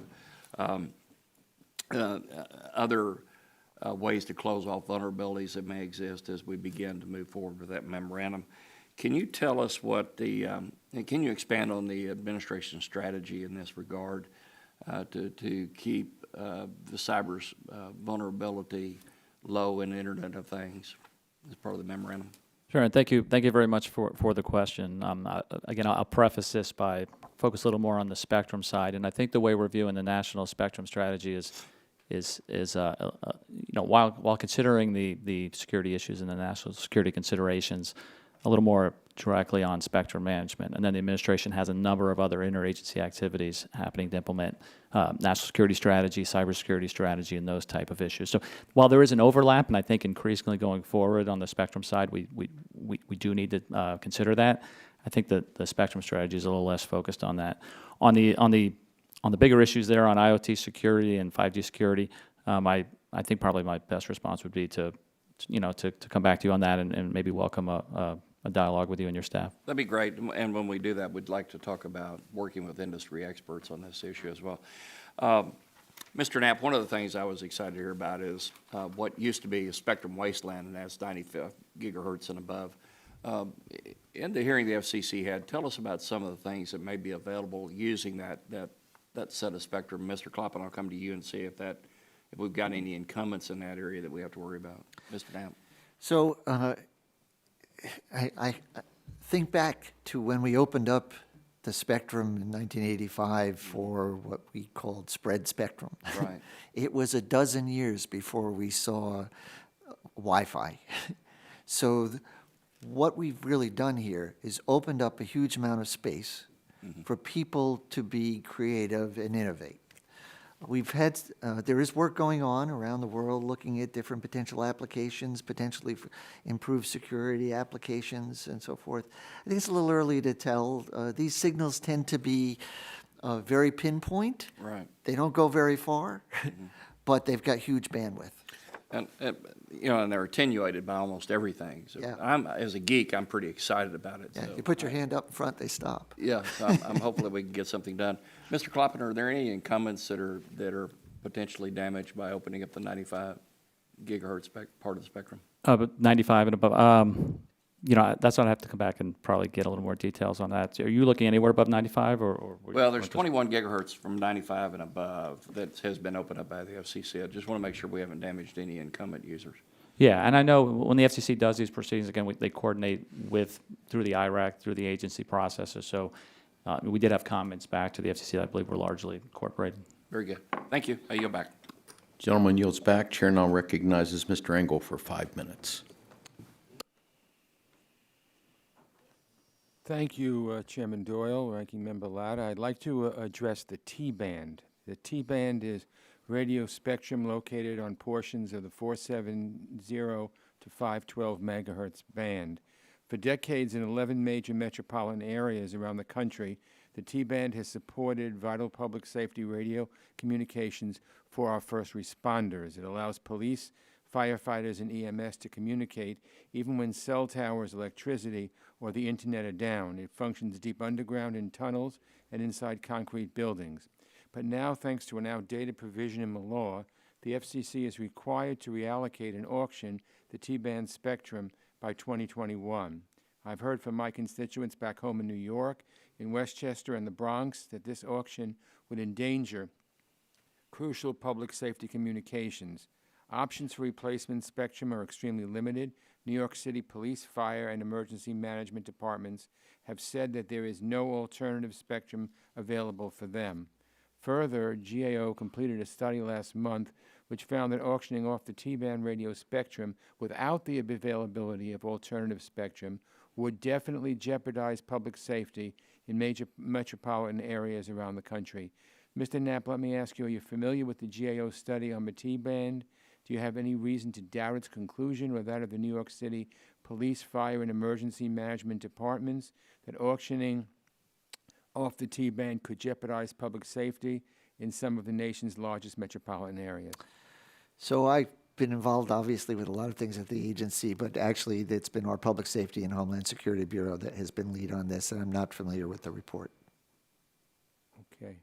Well, trust me, what I'm saying is accurate, and it's really very, very worrisome. The GAO also concluded that even if alternative available spectrum were available, public safety users are likely to bear significant costs associated with relocating and reestablishing interoperability. The National Public Safety Telecommunication Council, which is NPSTC, calculated in 2013 and again in 2016 that the cost of relocating public safety options off the T-band would be $5.9 billion. It's $5.9 billion. In early 2019, the FCC also placed the total cost between $5 billion and $6 billion. So, Mr. Knapp, same question, probably the same answer. Do you have reason to doubt the members from the NPSTC or the FCC on the enormous costs associated with reallocating and auctioning the T-band spectrum? Yeah, I haven't been involved, so I can't comment either way. Okay, well, we're going to have to follow this up. To deal with this problem, the GAO concluded that Congress should pass legislation allowing first responders to continue using the T-band radio spectrum. I wrote a bill last year with Mr. Zeldin and others. We called it the Don't Break Up the T-band Act, which would allow law enforcement, fire officials, and EMS to continue using the T-band. A companion bill was later introduced in the Senate. Neither of these bills got a vote last Congress, but I've reintroduced the bill with Mr. Zeldin and others again this Congress. Is H.R. 451. Our bipartisan legislation is backed by law enforcement and fire department officials from different jurisdictions across the country, and it's my hope that we will move this critical bill forward and allow our first responders to continue using the T-band spectrum to communicate effectively and keep us safe. And if anyone cares to comment on it, I'll just leave my statement the way it is. Thank you, Mr. Chairman. Gentleman yields back. Chair now recognizes Ms. Brooks for 5 minutes. Thank you, Mr. Chairman, and thank you both for being here today. I co-founded, actually with Congresswoman Debbie Dingell, the House 5G Caucus, and so my questions are focused more on 5G. A recent Defense Innovation Board study highlighted mid-band frequencies below 6 gigahertz as critical to America's competitiveness in 5G, and the new Citizens Broadband Radio Service at 3.5 gigahertz is great potential for delivering 5G services in this critical mid-band spectrum. I understand that network and consumer equipment are available systems needed to manage are built and are just waiting for the FCC go-ahead. So can either of you speak to what's causing the delay in getting the CBRS launched for commercial use? Yeah. I'd be interested in both your perspectives. Yeah. So I think we're very close. Just to clarify a couple of points, that sharing to protect the Navy radars is based on a computer system, a spectrum access system. So when the ships are close by, the devices get out of the way, they just use other spectrum. These spectrum access systems are developed in the private sector. They've just gone through a cycle of tests out at the NTIA Intelligent ITS Labs in Boulder, Colorado. They've completed the tests. The test reports haven't come yet to FCC. We expect them very soon. Okay. Once we have that, once we have the controlling element to make all of this work, then we'll be ready to move ahead with the initial commercial developments, the ICDs. We already have proposals for it. Everybody's excited about it. It's a way to just kind of kick the tires before we go full bore nationwide but we're pretty close. Thank you. Mr. Cliffen, anything you No, want to I add? certainly agree with 100% of what Mr. Knapp said. And again, it is a complex system, both on the technology side, even the licensing side, with both ultimately to have some priority access licenses and general authorized access. So a lot of moving parts here. I think what we're really excited about, though, is the dynamic sharing here. And ultimately, when we started this process, we were looking at drawing a large circle of exclusion zones for the Navy radars, and now we're moving to hopefully where it's a much more dynamic sharing, and the spectrum can be used more efficiently. And so, but as we talk about the delay, and while you say very close, are we talking about this calendar year possibly, or are we not? It or better do we be. not know? Okay. I think we're talking, hopefully within a couple of months. Okay. I can't nail that because it depends that there are no surprises that crop up in the review. Right. But, we're just as eager as everybody to get this up and running. Okay, thank you. I want to go to something that I think some of my colleagues have talked about, and that is, the race that we all hear about, the U.S. leading the race in 5G. I'm really proud of the city of Indianapolis was actually the first city where both AT&T and Verizon built out. And we're doing development testing, and it's very exciting to be one of the first cities and to be the first city in the country. But then I recently saw, and it's been talked about, the RT story, the Russian network spreading propaganda about the dangers of 5G and causing dire health effects, including brain cancer. But yet, ironically, in Russia, it's my understanding from this New York Times article that they're actually talking about the health benefits of 5G. And so health benefits versus here, spreading information to our citizens, and those here in our country about, all the health dangers. And then someone has called it, economic warfare. Are you familiar with this story? And can you comment on it? Mr. Knapp? So familiar with the story. What I will tell you that is we have RF exposure limits in place that go all the way up to 100 gigahertz.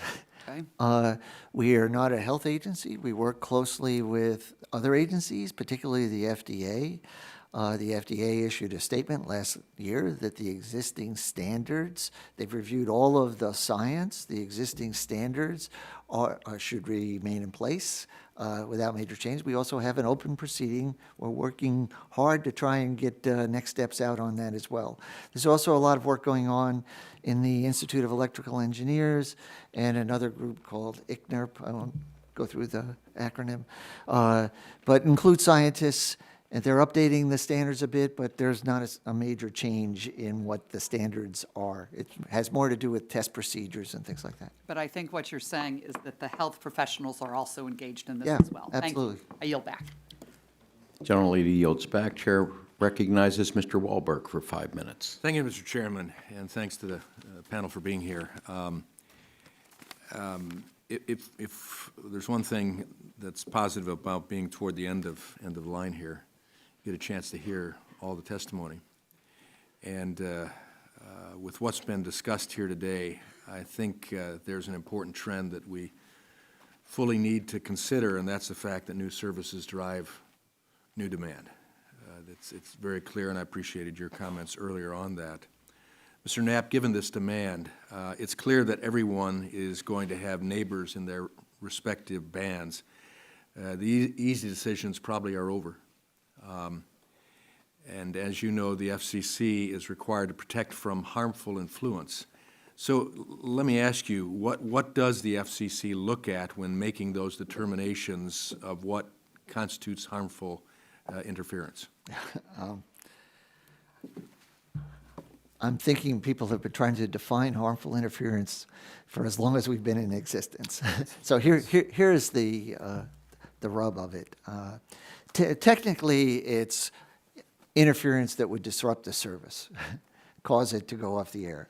a lot of the debates center around things like not whether your device is operating or it's giving you the wrong information, but whether the noise level in the background rises above a particular point that under the worst set of conditions, you might not be able to get a connection.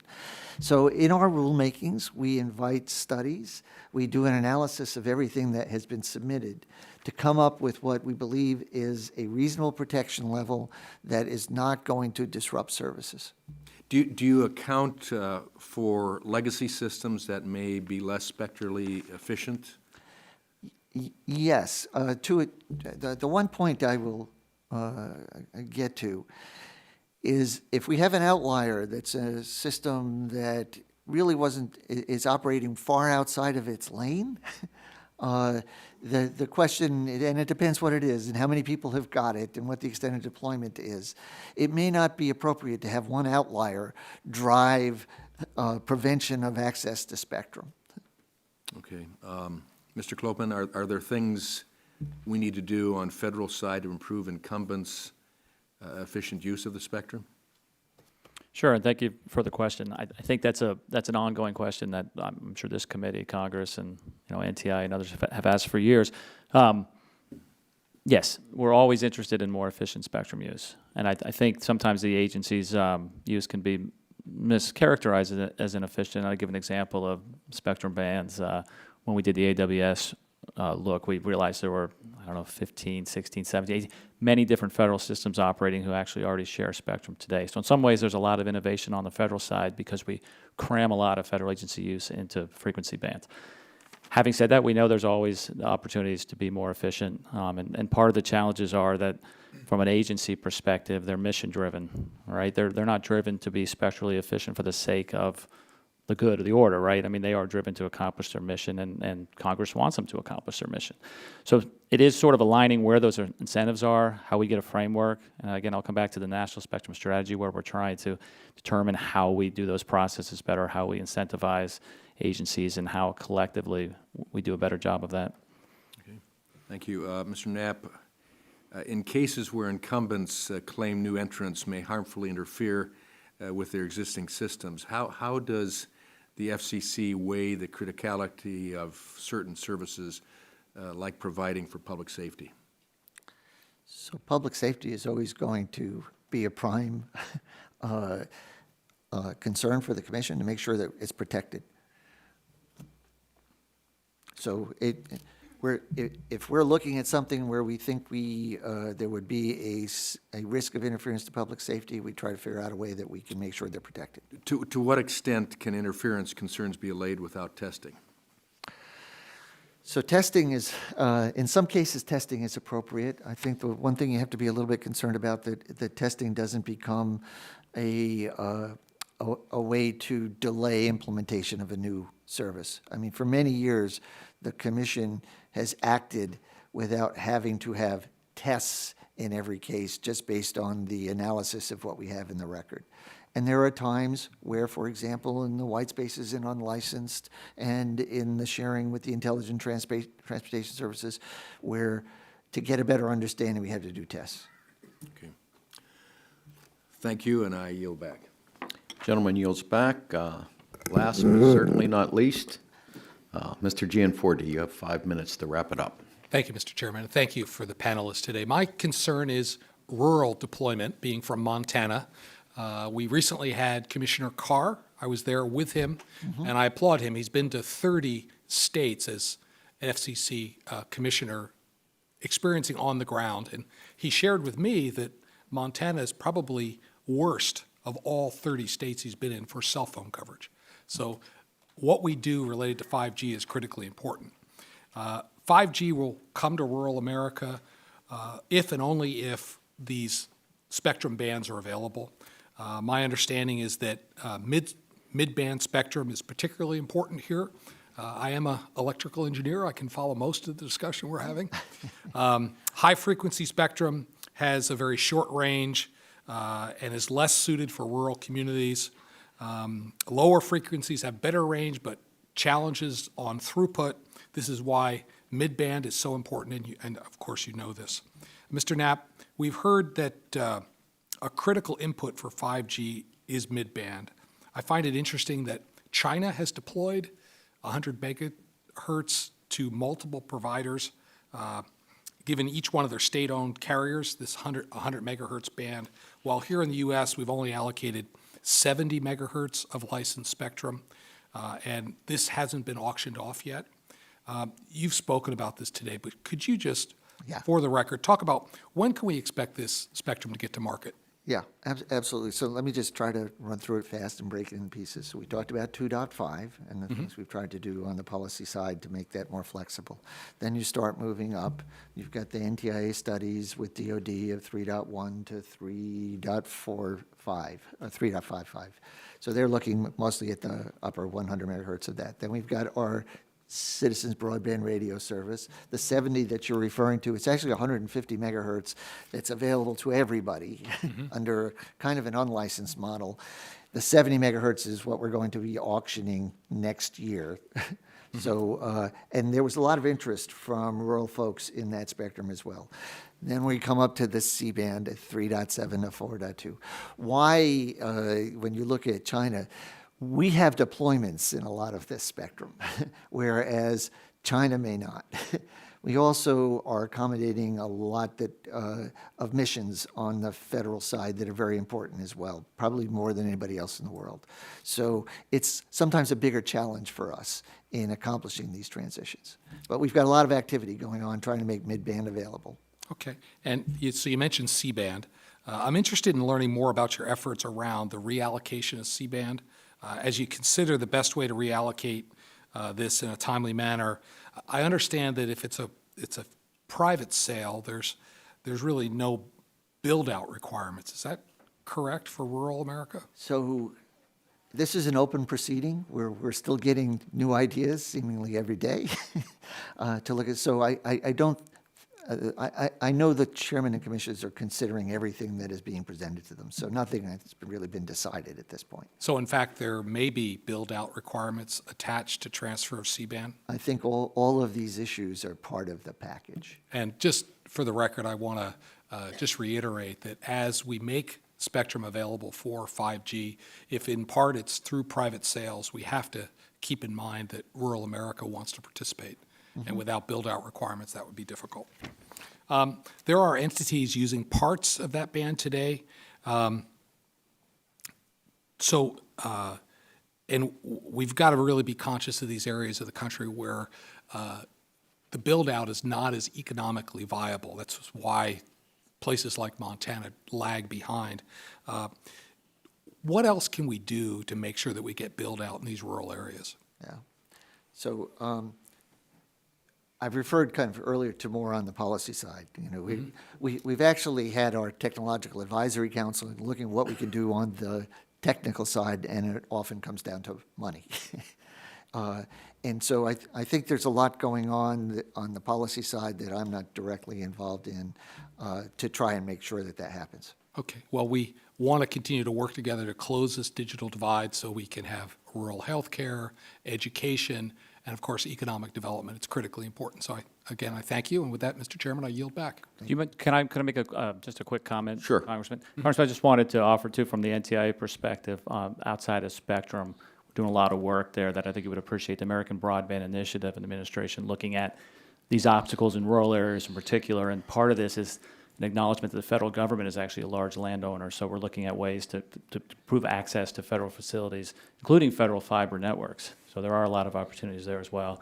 And also, as is the commission, we're looking at the mapping opportunities that I think could be helpful as well. Okay, thank you. Well, that concludes our first panel. I want to thank our witnesses for joining us today. I would also ask that each witness respond promptly to any questions for the record that you receive from our members following this hearing. So thank you very much for being here today. At this time, I would ask the staff to prepare the witness table such that we may begin our second panel shortly.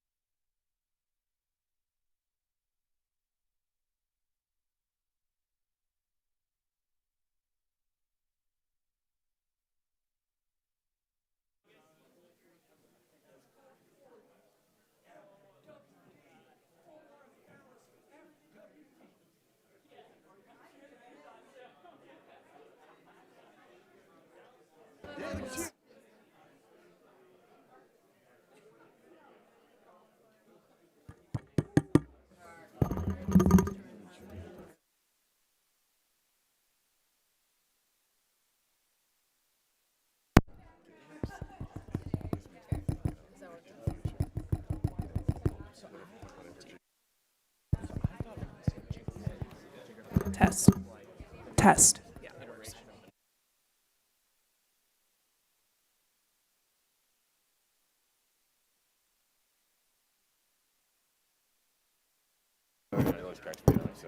Yeah, I heard. Yeah. Becky, do you want to? Can you slide that down? Yeah. Good. Test. Test. Test.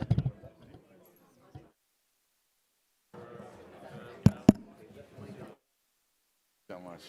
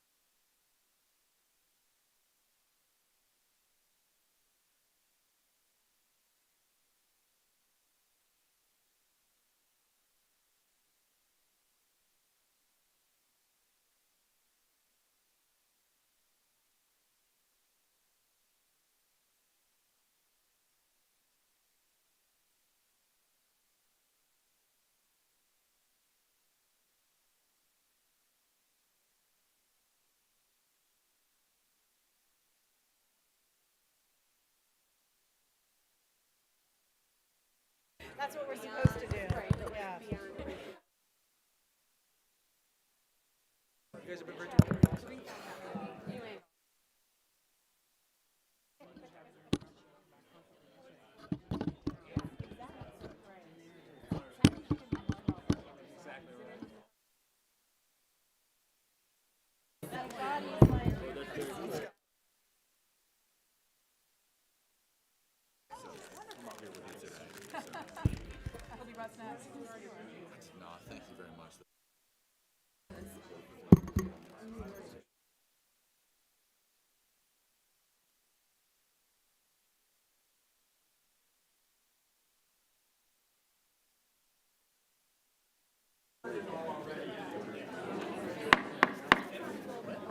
Okay, we're going to ask the second panel to come forward and take their seats.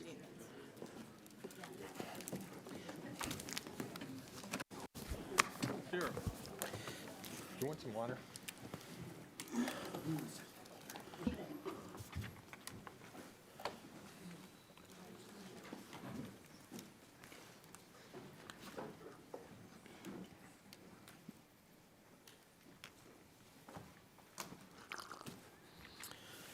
Okay, we'll now hear from a second panel of witnesses on this important issue. Those witnesses include Mr. Jeffrey Cohen, Chief Counsel at APCO International, Mr. Michael Calabrese, Director of Wireless Future Project at the Open Technology Institute at New America, Ms. Meryl Triggs, Chief Executive Officer of MuralNet, Mr. Tim Donovan, Senior Vice President of Legislative Affairs at the Competitive Carriers Association, Mr. Scott Bergman, Senior Vice President of Legislative Affairs at CTIA, Mr. Peter Pitch, Correct. Head of Advocacy and Government Relations for the C-Band Alliance. We want to thank all of our witnesses for joining us today.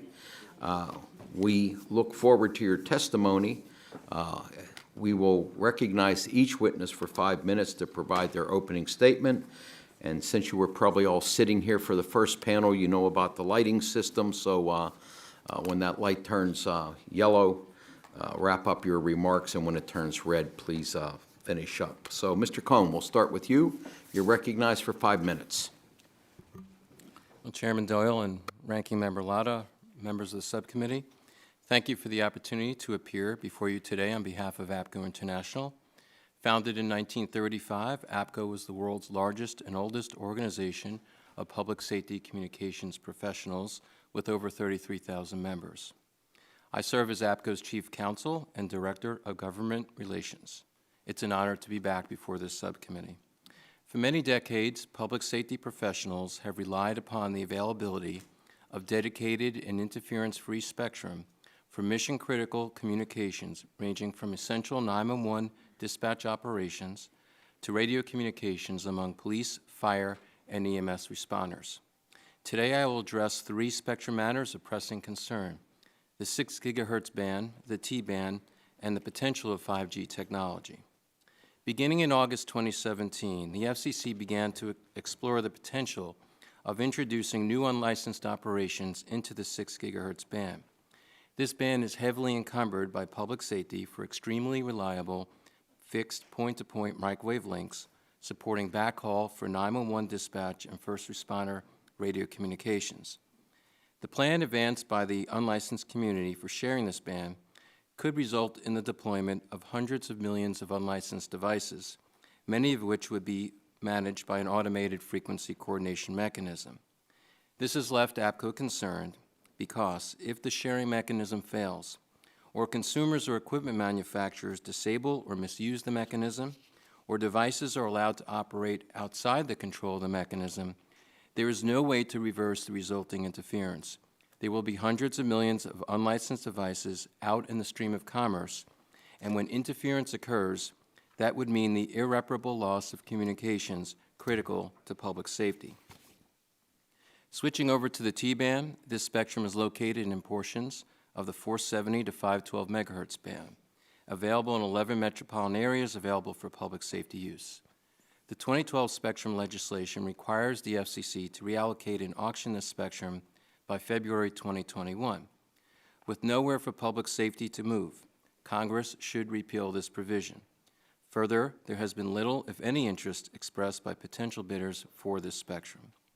I would like to acknowledge Congressman Walden, who has been engaged in this matter and which we appreciate. Also, the International Association of Fire Chiefs has been at the forefront of representing the interests of public safety on this important topic. Finally, I'd like to turn to the potential benefits to public safety of 5G technologies. First, 5G can provide wireless carriers with more options to improve location accuracy for 911 callers. For example, in-home and in-business products can provide dispatchable location quality information, meaning the street address of the building plus the room, suite, or apartment number. We encourage service providers to more actively leverage 5G and tools in their current networks as a 911 location solution. 5G can also contribute to significant advances in wireless emergency alerts. The platform currently used by the wireless industry is outdated. Ongoing enhancements to wireless networks, such as 5G, present new opportunities to enhance public safety features. Finally, if we don't upgrade the nation's 911 systems, 5G will never reach its full potential. While 5G will tremendously enhance the communications capabilities of the general public and first responders, it will only further widen the gap between those capabilities and what's possible for 911. Unless we modernize the 911 system, all these innovations are lost at the door of the 911 center. While I'm discussing 911, I would like to specifically thank Representatives Eshoo and Shimkus for their bipartisan work to introduce the Next Generation 911 Act of 2019, and to Chairman Pallone for including the provisions of this bill into the Lift America Act. This legislation would modernize 911 in an innovative, interoperable, effective, and efficient manner while preserving state and local control over 911 operations, which are all goals that we fully support. Again, I thank you for the opportunity to testify and present APCO's views. I look forward to any questions. Thank you. Thank you, Mr. Cohen. Mr. Calabrese, you're recognized for 5 minutes. Good afternoon. Am I on? Turn yours off. Pull a little closer to you, that's.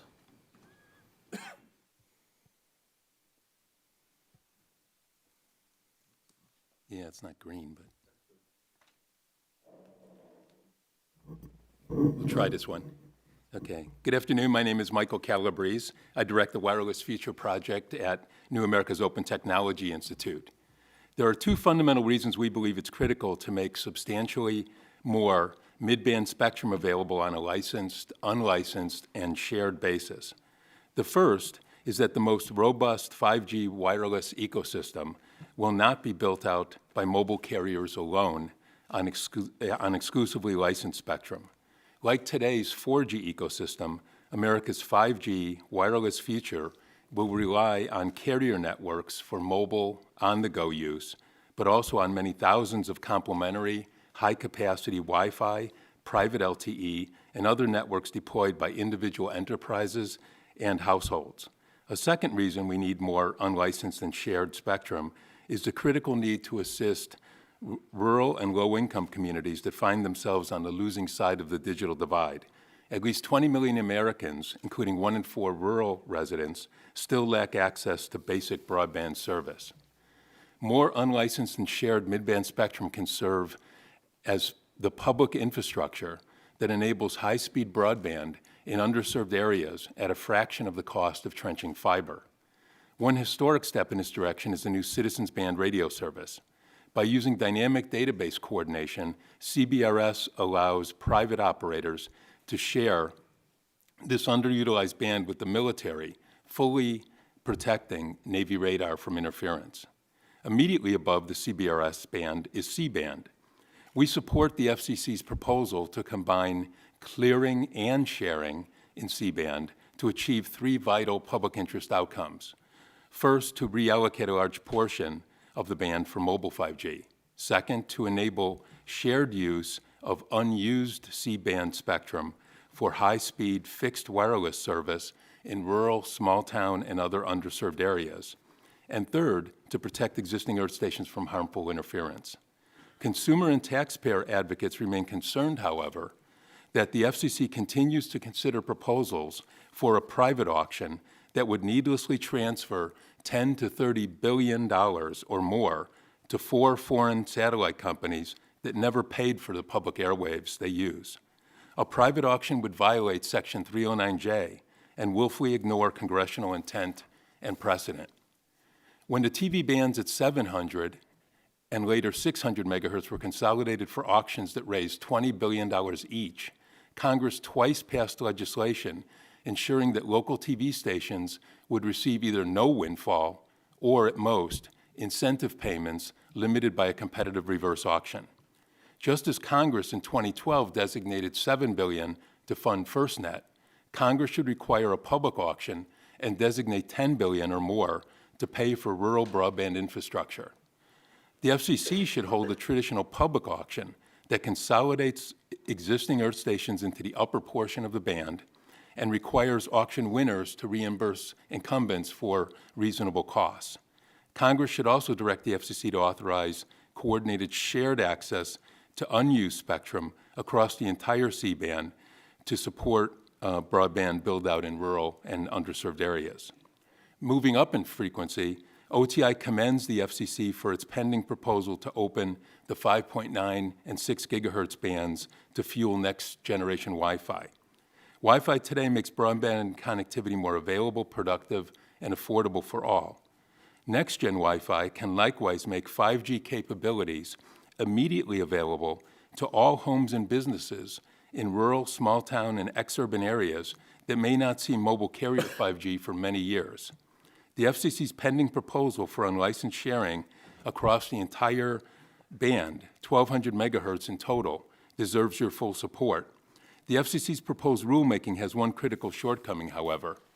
Consumer, rural, and high-tech advocates have urged the Commission to authorize lower-power, indoor-only unlicensed use across the entire 1,200 megahertz without the added cost of database coordination. Finally, concerning 5.9 gigahertz, we encourage members to urge the FCC and DOT to move forward to determine a way consumers can benefit from both vehicle safety communications and next-gen Wi-Fi. Authorizing unlicensed use of the 5.9 gigahertz band is key to removing the roadblock to a Wi-Fi superhighway. The FCC should move forward and consider whether another band, such as the nearly vacant 4.9 gigahertz public safety band, could be equally or more useful for vehicle safety integrated with 4G networks. Thank you. Thank you, Mr. Calabrese. Ms. Triggs, you're recognized for 5 minutes. Thank you. Good afternoon, Chairman Doyle, Ranking Member Latta, and members of the subcommittee. My name is Marielle Triggs, and I'm the CEO of MuralNet, a young nonprofit dedicated to helping tribal nations build wireless internet networks. I'm here to tell you the story about how the Havasupai tribe, MuralNet, and local partners brought high-speed internet service to the bottom of the Grand Canyon, and how spectrum acquisition was the biggest challenge time and time again. As schools increase their internet connectivity, teachers assign more online homework. In order to meet academic expectations, students with no access to sufficient internet at home have to go to extreme measures, such as working out of a McDonald's parking lot to pick up Wi-Fi.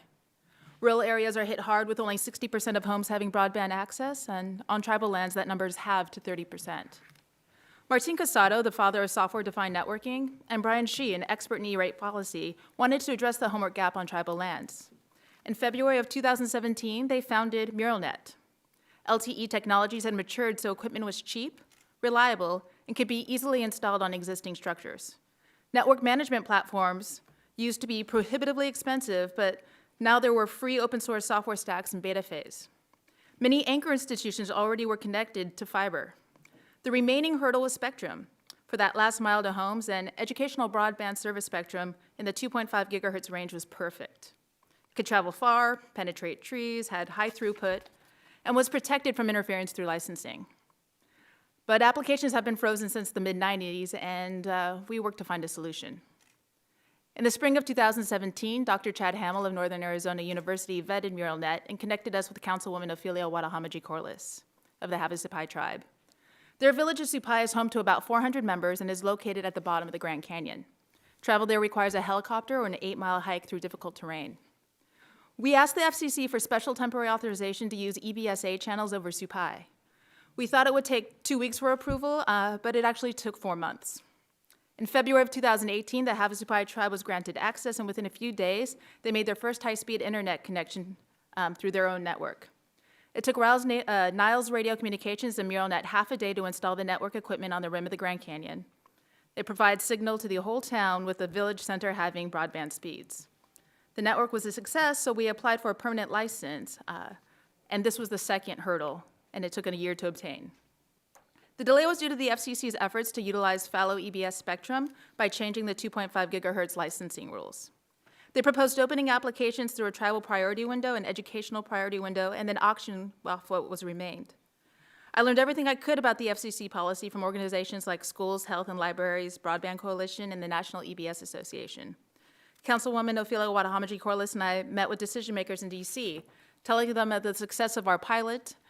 We wanted to know what was possible if 2.5 gigahertz spectrum became available to other tribal nations. Last week, the FCC announced that there will be a 90-day outreach period, a 60-day tribal priority window, and then an immediate auction. Having a tribal priority window is tremendous, but its impact will be stunted because the window is too short. It took 5 months for the Havasupai tribe to assess the impact of a high-speed internet network on their way of life and decide to move forward. Other tribal nations learned from their example and are now working with us to build their own networks. If tribal priority windows were a year long with rolling application approvals, the first wave of applicants would inspire a second, much bigger wave. Now, the Havasupai want broadband coverage for the whole village. They want emergency communications throughout their canyon, an online charter high school, and telemedicine for a new clinic. MuralNet already has grants for this work. And now we've hit our third spectrum hurdle. Niles Radio Communications applied for a spectrum license in the 6 gigahertz band to make the necessary increases to microwave backhaul for Supai. But their application may be rejected because in 2015, another company expressed interest in the frequencies through the prior coordination notification process. Even though the other company did not apply for a license until Niles Radio made their interest public, their application has seniority. If Niles Radio application is rejected, we must wait 18 months to try again. That is a year and a half of schooling, telemedicine, and economic development lost. The rural-digital divide is surmountable. Our LTE to work toolkits, the infrastructure we erect, and the skills of our tribal community partners that they build will make 5G upgrades easy. Spectrum acquisition has been our biggest issue, and as you make new rules to encourage 5G and make current wireless internet faster, please do not create policies that make it harder for tribal nations to build their first networks and connect their people for the first time to this vital resource. I'll be honored to address any questions the committee has, and thank you for your time. Thank you, Ms. Triggs. Mr. Donovan, you're recognized for 5 minutes.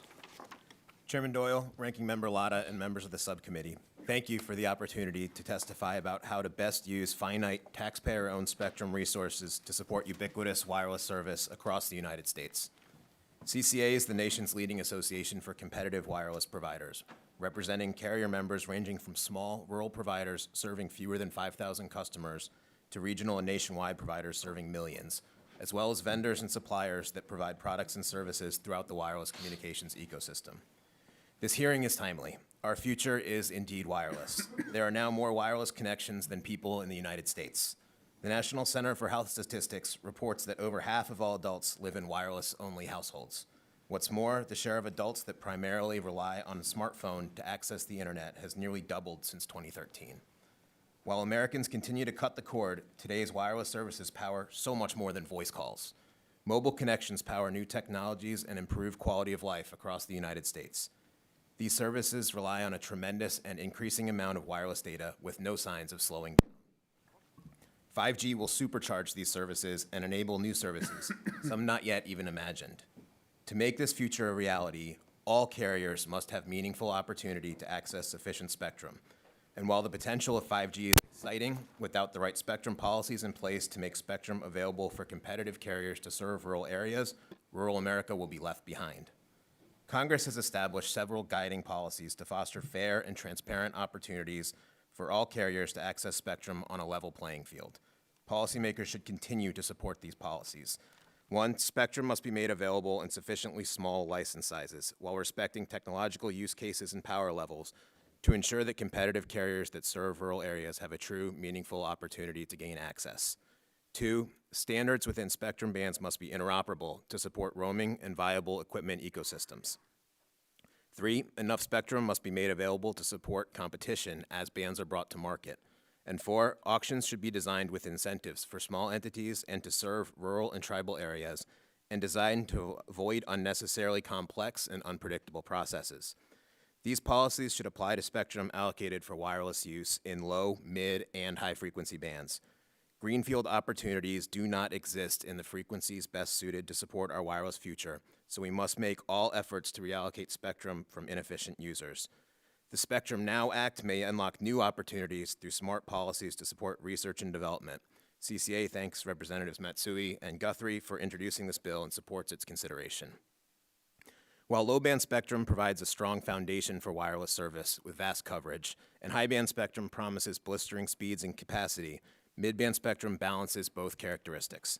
That is why competitive carriers have prioritized ways to access additional mid-band spectrum, particularly to support expanded build-out and next-generation services in less sparsely populated areas. There are many steps being taken or under consideration regarding mid-band spectrum. We heard about many of them on the first panel, including 1675 preceding the upcoming 3.5 auction and last week's FCC order on 2.5. These should all be pursued. But the C-band presents a unique and immediate opportunity to reallocate a substantial portion of mid-band airwaves for wireless use. We should seize the opportunity for this 500 megahertz slice of mid-band spectrum with important foundational principles in place. Maximize the amount of spectrum made available for wireless use. Implement a transparent, reliable assignment process that ensures meaningful opportunities for all carriers to access spectrum. Make spectrum available for wireless use as efficiently and timely as possible, and ensure that the proceeds of selling licenses to use this taxpayer-owned resource benefit taxpayers, with profits flowing to the U.S. Treasury or used to benefit the American public as directed by Congress. CCA recently filed a joint compromise plan to meet these goals with substantial benefits for rural America, including expanded wireless and wireline broadband services that merit strong consideration from Congress and the FCC. We're also pleased to hear, Chairman Doyle, of your work with Congresswoman Matsui to advance continued focus on these issues. In closing, only a comprehensive, holistic approach to spectrum policy will ensure that Americans in all corners of the United States reap the benefits that stem from next-generation wireless broadband networks and technologies. All carriers require equitable access to spectrum resources, or Americans throughout the nation will miss out on a massive opportunity for economic growth, job creation, and worldwide leadership across industries. Thank you for your leadership on these critical issues, and I welcome any questions you may have. Thank you, Mr. Donovan. Mr. Bergman, you're recognized for 5 minutes. Thank you, Chairman Doyle, Ranking Member Latta, and members of the subcommittee. I'm Scott Bergman, and on behalf of CTIA and the wireless industry, I want to thank you for your leadership in making spectrum available for 5G. Your continued focus on crafting smart spectrum policies will be critical to our 5G future. Thanks to this committee's past efforts, we lead the world in initial 5G deployments. U.S. wireless providers were the first to deploy 5G last year, and by year-end, we will have launched 92 deployments across the country, nearly double that of any other nation. With the right spectrum resources, the U.S. wireless industry is ready to invest $275 billion, creating 3 million new jobs and adding $500 billion to our economy. But the full societal and economic impact will likely be even greater.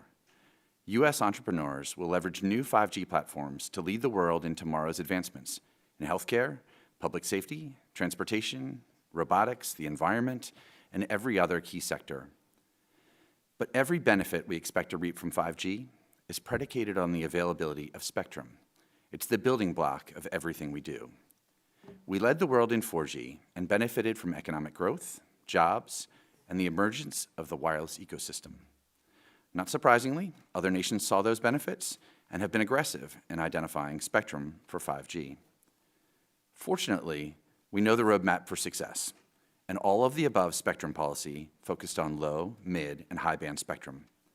Our mobile wireless networks will need access to all 3 types of spectrum. They are the 3-legged stool that we need for 5G. Low band provides great coverage. It goes for miles. It's what your wireless service relies on today. High band has huge capacity, but it travels short distances. It'll be key for bandwidth-intensive applications. And mid-band is the sweet spot. It offers both capacity and coverage. It can handle the increased traffic that 5G will bring, and it can travel distances. It'll be a workhorse for 5G. To deliver all of the benefits and services that 5G will offer, We need to have a healthy mix of all three. Our leadership in 5G today is thanks to the wise spectrum policies adopted over the past several years.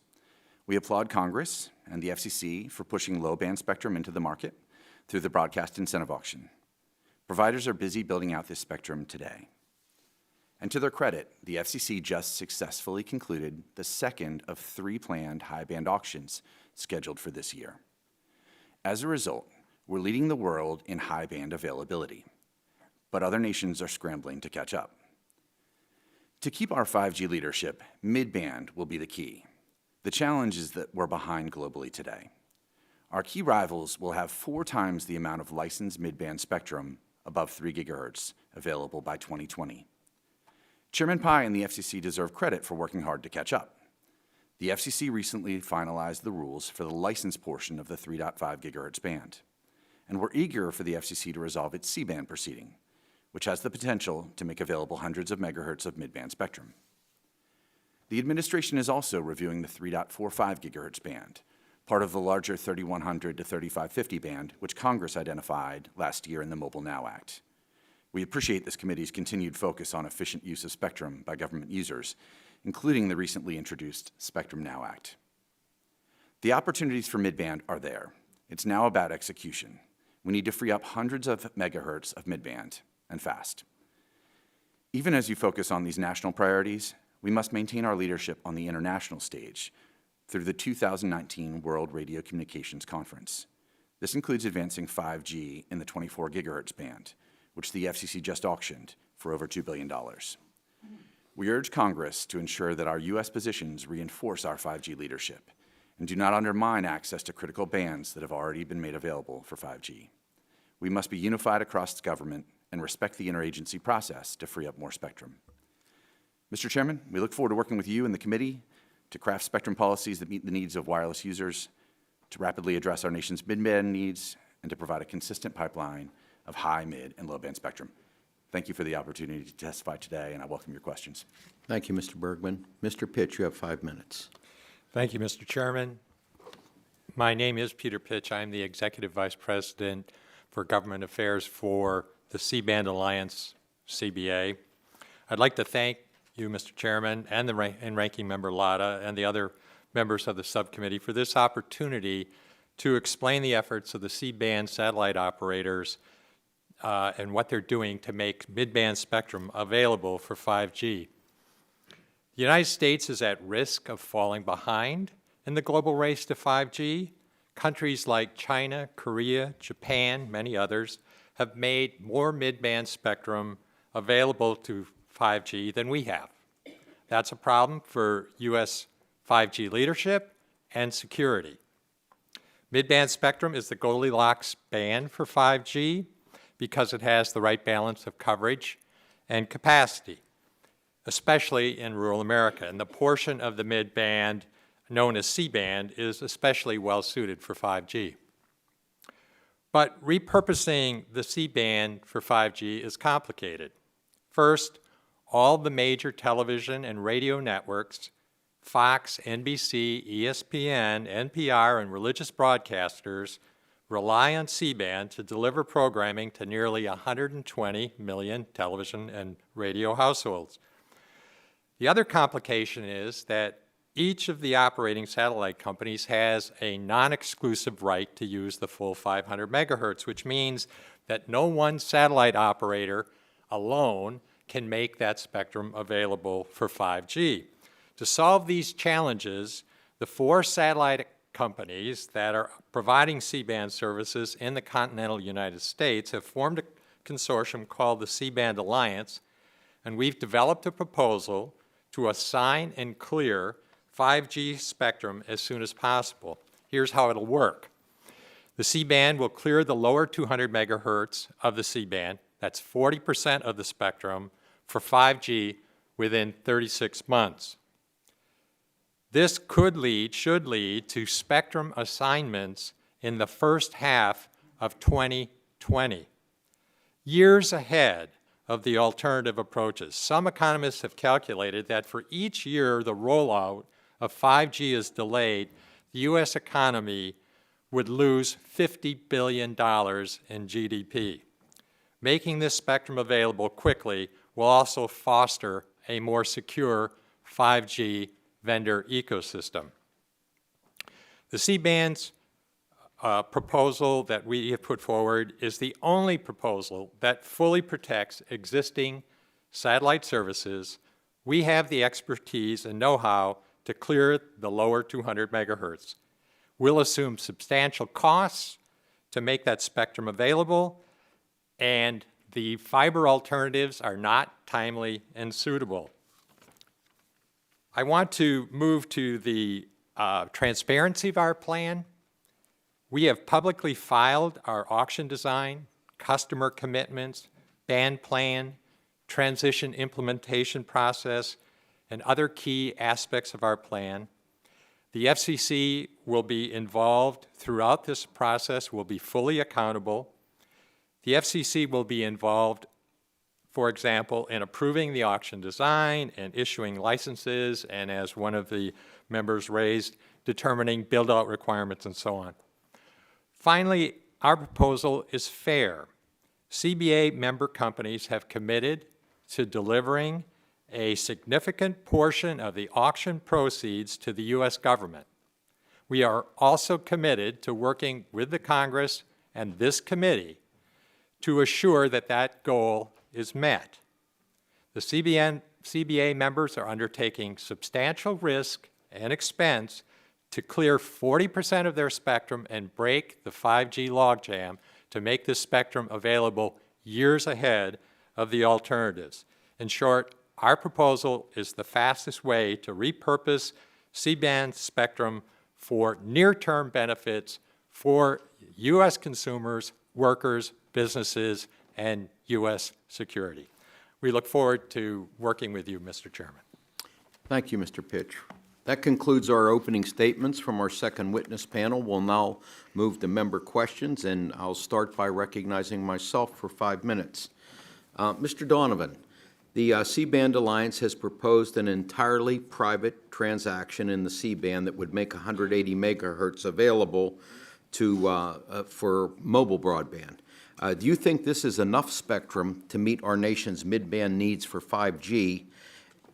And what would be the risks of not providing enough spectrum if you don't think it's enough?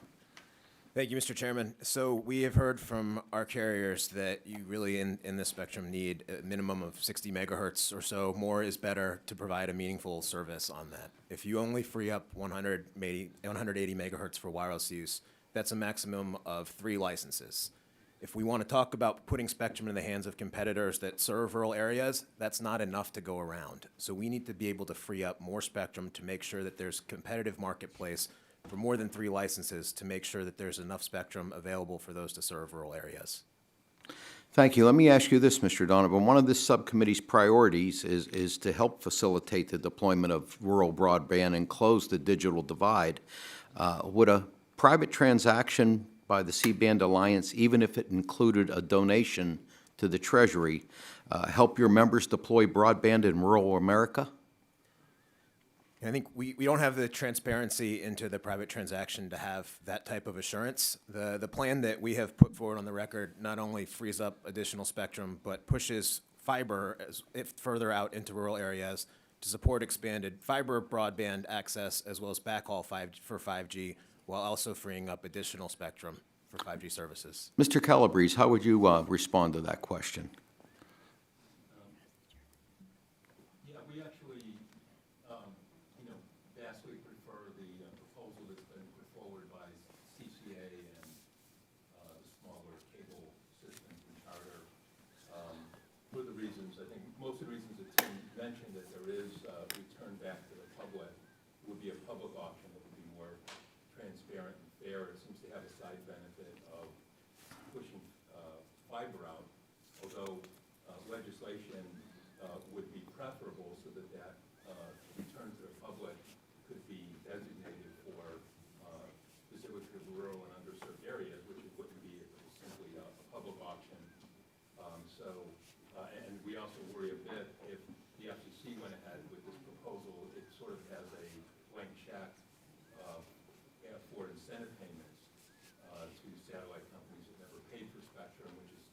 breaks all precedent and is not necessary. Mr. Calabrese, what are the potential benefits of unlicensed or coordinated access to spectrum in any parts of the C-band that are not licensed for mobile use or where mobile broadband is not deployed?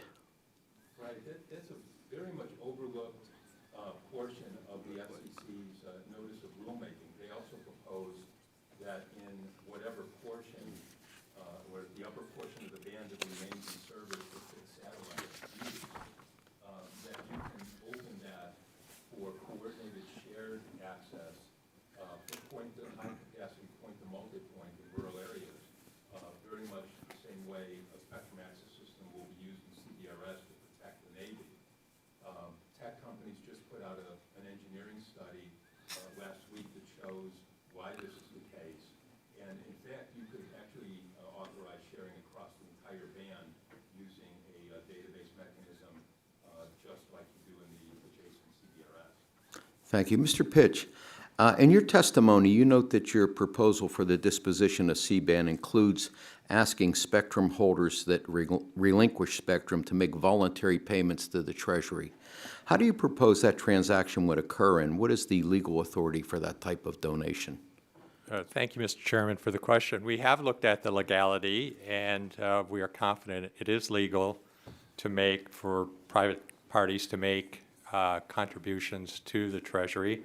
It's also the case that the Commission could choose to condition parts of the decision on our making such a contribution. We think we're confident that would be legal. Has such a donation to the FCC ever occurred before, to your knowledge? Not specifically like that. However, it is the case that parties in settlements have made contributions to particular groups. I can think of a railroad situation that made a contribution that was approved by the FCC to a tribal authority. Of course, a recent merger proponent has promised to make voluntary contributions to the Treasury if they do not live up to certain commitments regarding broadband deployment and so on. So we don't think that the legality here is a problem. Does the Commission have the authority to enforce this? It does, if in fact it conditions our license on our following through. Let me assure you, there will not be a problem in following through by the C-band companies. Thank you. I see my time's expired, and I yield to my good friend, Mr. Latta. Well, thank you, Mr. Chairman, and again, thanks to our panel for being with us and all your great information.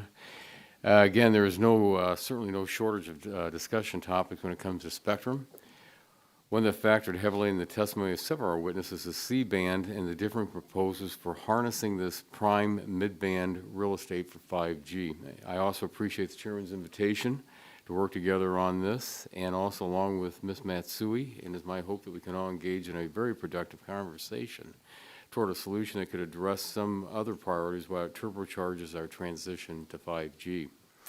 As the Chairman just mentioned in his questions, one of the biggest sticking points in the current discussion is the mechanism of the potential sale. Everyone agrees the spectrum should be auctioned, but the question is whether that auction should be handled by the private sector with appropriate oversight or by the federal government. I'll start with my question with you, Mr. Pitch, if I may, but we'll ask several of the witnesses as well. What are your thoughts on the pros and cons of each approach on a private or an FCC auction? Thank you for that question, Congressman Latta.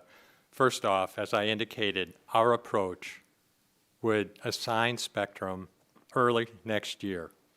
I think if you look at all the alternatives with a public auction in the future and look at the track record for how long it takes for a commission to go through a public auction process or through this legislation, we're talking years later. The impact on 5G could be crucial.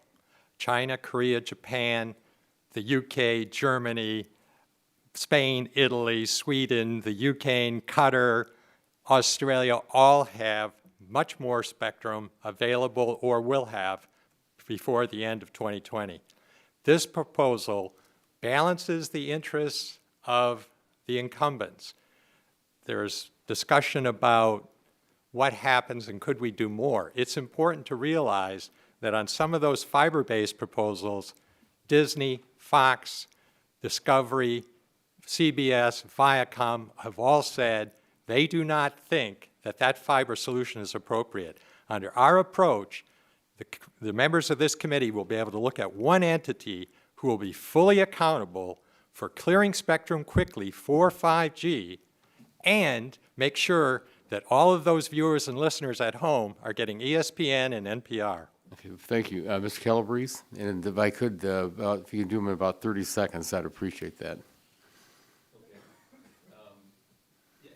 I think the main advantage to the CBA proposal is that the satellite operators could be far more cooperative with the process if they're receiving billions and billions of dollars. The downside, of course, is that the public would lose that revenue, which could be far better used, as I said, for rural and unserved infrastructure. It's also just a terrible precedent. Mr. Calabrese, can you pull your microphone up a little closer to? Oh, yeah. Is it on?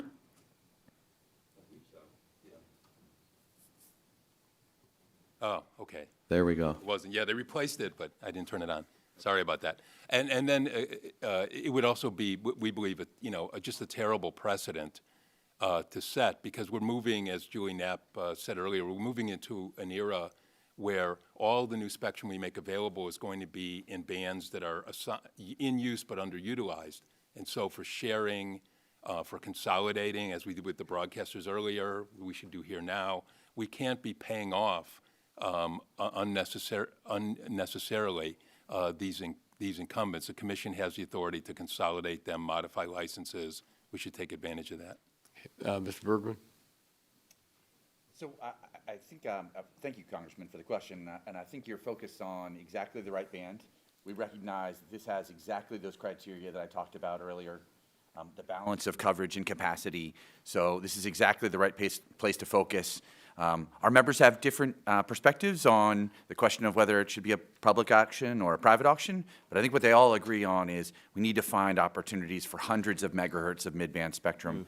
We know that a recent report suggested that bringing 400 megahertz of mid-band spectrum to market would lead to a $274 billion increase to the GDP. So this is exactly the right place to be focused. Mr. Donovan? So there's a track record of success with FCC auctions, having raised over $120 billion through mechanisms that carriers large and small have comfortable experience with, know how to navigate, know how to place bids, and know how to participate. Thank you very much, Mr. Chairman. My time's expired, but I'll ask the last question to be submitted to the witnesses. Thank you very much. I yield back. Thank you, Mr. Latta. Okay, Mr. McNerney, you have 5 minutes. Well, thank you, Chairman, and I thank the witnesses. It's great hearing. This is a great subject, and you're giving us a fairly diverse viewpoint on this, so I appreciate that very much. I care deeply about United States leading in 5G and maximizing its benefits. Mr. Calabrese, how then is the 5G ecosystem likely to impact the amount of mobile traffic that will be offloaded to Wi-Fi? Well, it's going to increase that tremendously. Cisco has a continuous survey they do of internet traffic around the world, the Visual Networking Index, and they're projecting a huge increase because 5G will enable applications that are far more bandwidth intense.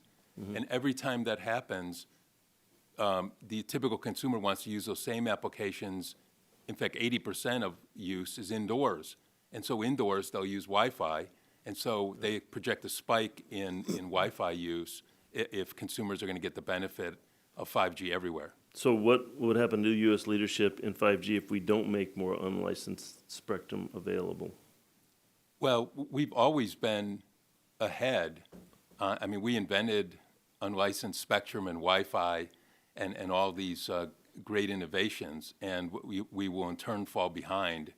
And also our average consumers will not have the ability to use these great new applications nearly as much as they would otherwise.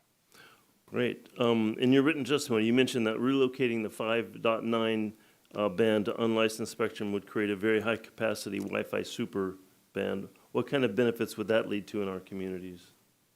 Yeah, so that's very important. The commission set out, you may recall in 2014, to clear 750 contiguous megahertz and 5 gigahertz. That didn't work out because of military radar, because we're log jammed on 5.9. So what you can do is if you can get access to that 5.9 band, you could have as many as I think it's 6 or 7 contiguous 160 megahertz channels. That's gigabit Wi-Fi for many different users. So that's great for businesses, for families in congested areas. It's really becomes a Wi-Fi superhighway. And so that will help close the digital divide as well. Yeah, it sure will. Low-income people and communities of color depend far more on Wi-Fi than more affluent folks do, often because, you know, it's a primary internet connection. And so it's going to be important that we have that combination of getting fiber deep into communities and also having plenty of Wi-Fi access, including in schools and libraries and everywhere. Well, thank you. You know, spectrum is limited, and the demand for spectrum continues to grow. So what can we do to incent the more efficient use of spectrum? In other words, packing more information into existing real estate. What's the best way to encourage technology to be developed along those lines? Well, I think the Commission, we see that with Citizens Band radio service, with CBRS. If you target these underutilized bands and allow for dynamic spectrum sharing, you really, you know, set off a whole wave of innovation for more efficient spectrum sharing and use. So we're going to be seeing that in CBRS. If we open all these 6 gigahertz band segments to unlicensed use, you'll see even more of it. So there's spectrum sharing technologies. Even, you know, DOD now wants to develop more of that, and I think that's all just for the good. Congressman McNerney, could I answer your question just briefly? Briefly. The C-band Alliance is going to create the capacity on its remaining 60 megahertz by substituting capital. We're going to buy billions of dollars worth of satellites and install filters, and that is going to free up 40% of the spectrum for 5G use. Okay. Mr. Calabrese, the chairman mentioned his concern about the enforceability of the spectrum deal that Mr. Pitch was referring to. What do you think about that in terms of enforceability of the payment to the federal government? I don't see how they can, really, because it's certainly beyond the Commission's authority to require. The Commission is clearly, you know, it's clear that there's competing applications here for licenses. That puts them within Section 309J. That requires an auction. 309J8 requires the revenue, every bit of revenue to the Treasury. This won't be eligible for as an incentive auction. So I just don't see it. Okay, Thank you. Let me just say that we are already started our first of series of 3 votes. I think we have 9 minutes left. We've checked with the floor. They're going to give us a little bit of extra time, but if the remaining 3 members can try to be brief with their comments, I think we can get all our questions in and not have to come back and make the panel sit here for 45 minutes or so. So, Mr. Johnson, you're up.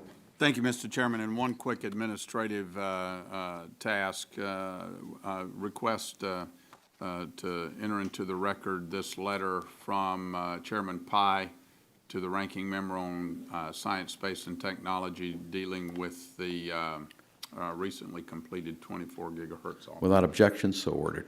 Thank you. Mr. Donovan, I know that there are a lot of different proposals floating around about how to reallocate C-band spectrum for 5G wireless services. I hear all kinds of numbers discussed about how much spectrum can be freed up in the C-band for 5G use.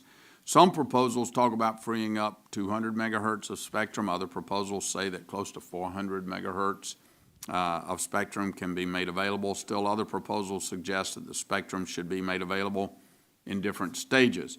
Why is it so, what is so important about maximizing the amount of C-band spectrum used for 5G? Isn't there other spectrum being made available for 5G use? Thank you for the question. It makes me think of, why did Willie Sutton rob banks? That's where the money is. You know, as we're looking at 5G spectrum, where is the most spectrum that we can have? It's in the C-band, and that's why competitive carriers are so focused on it. Two of your questions in part.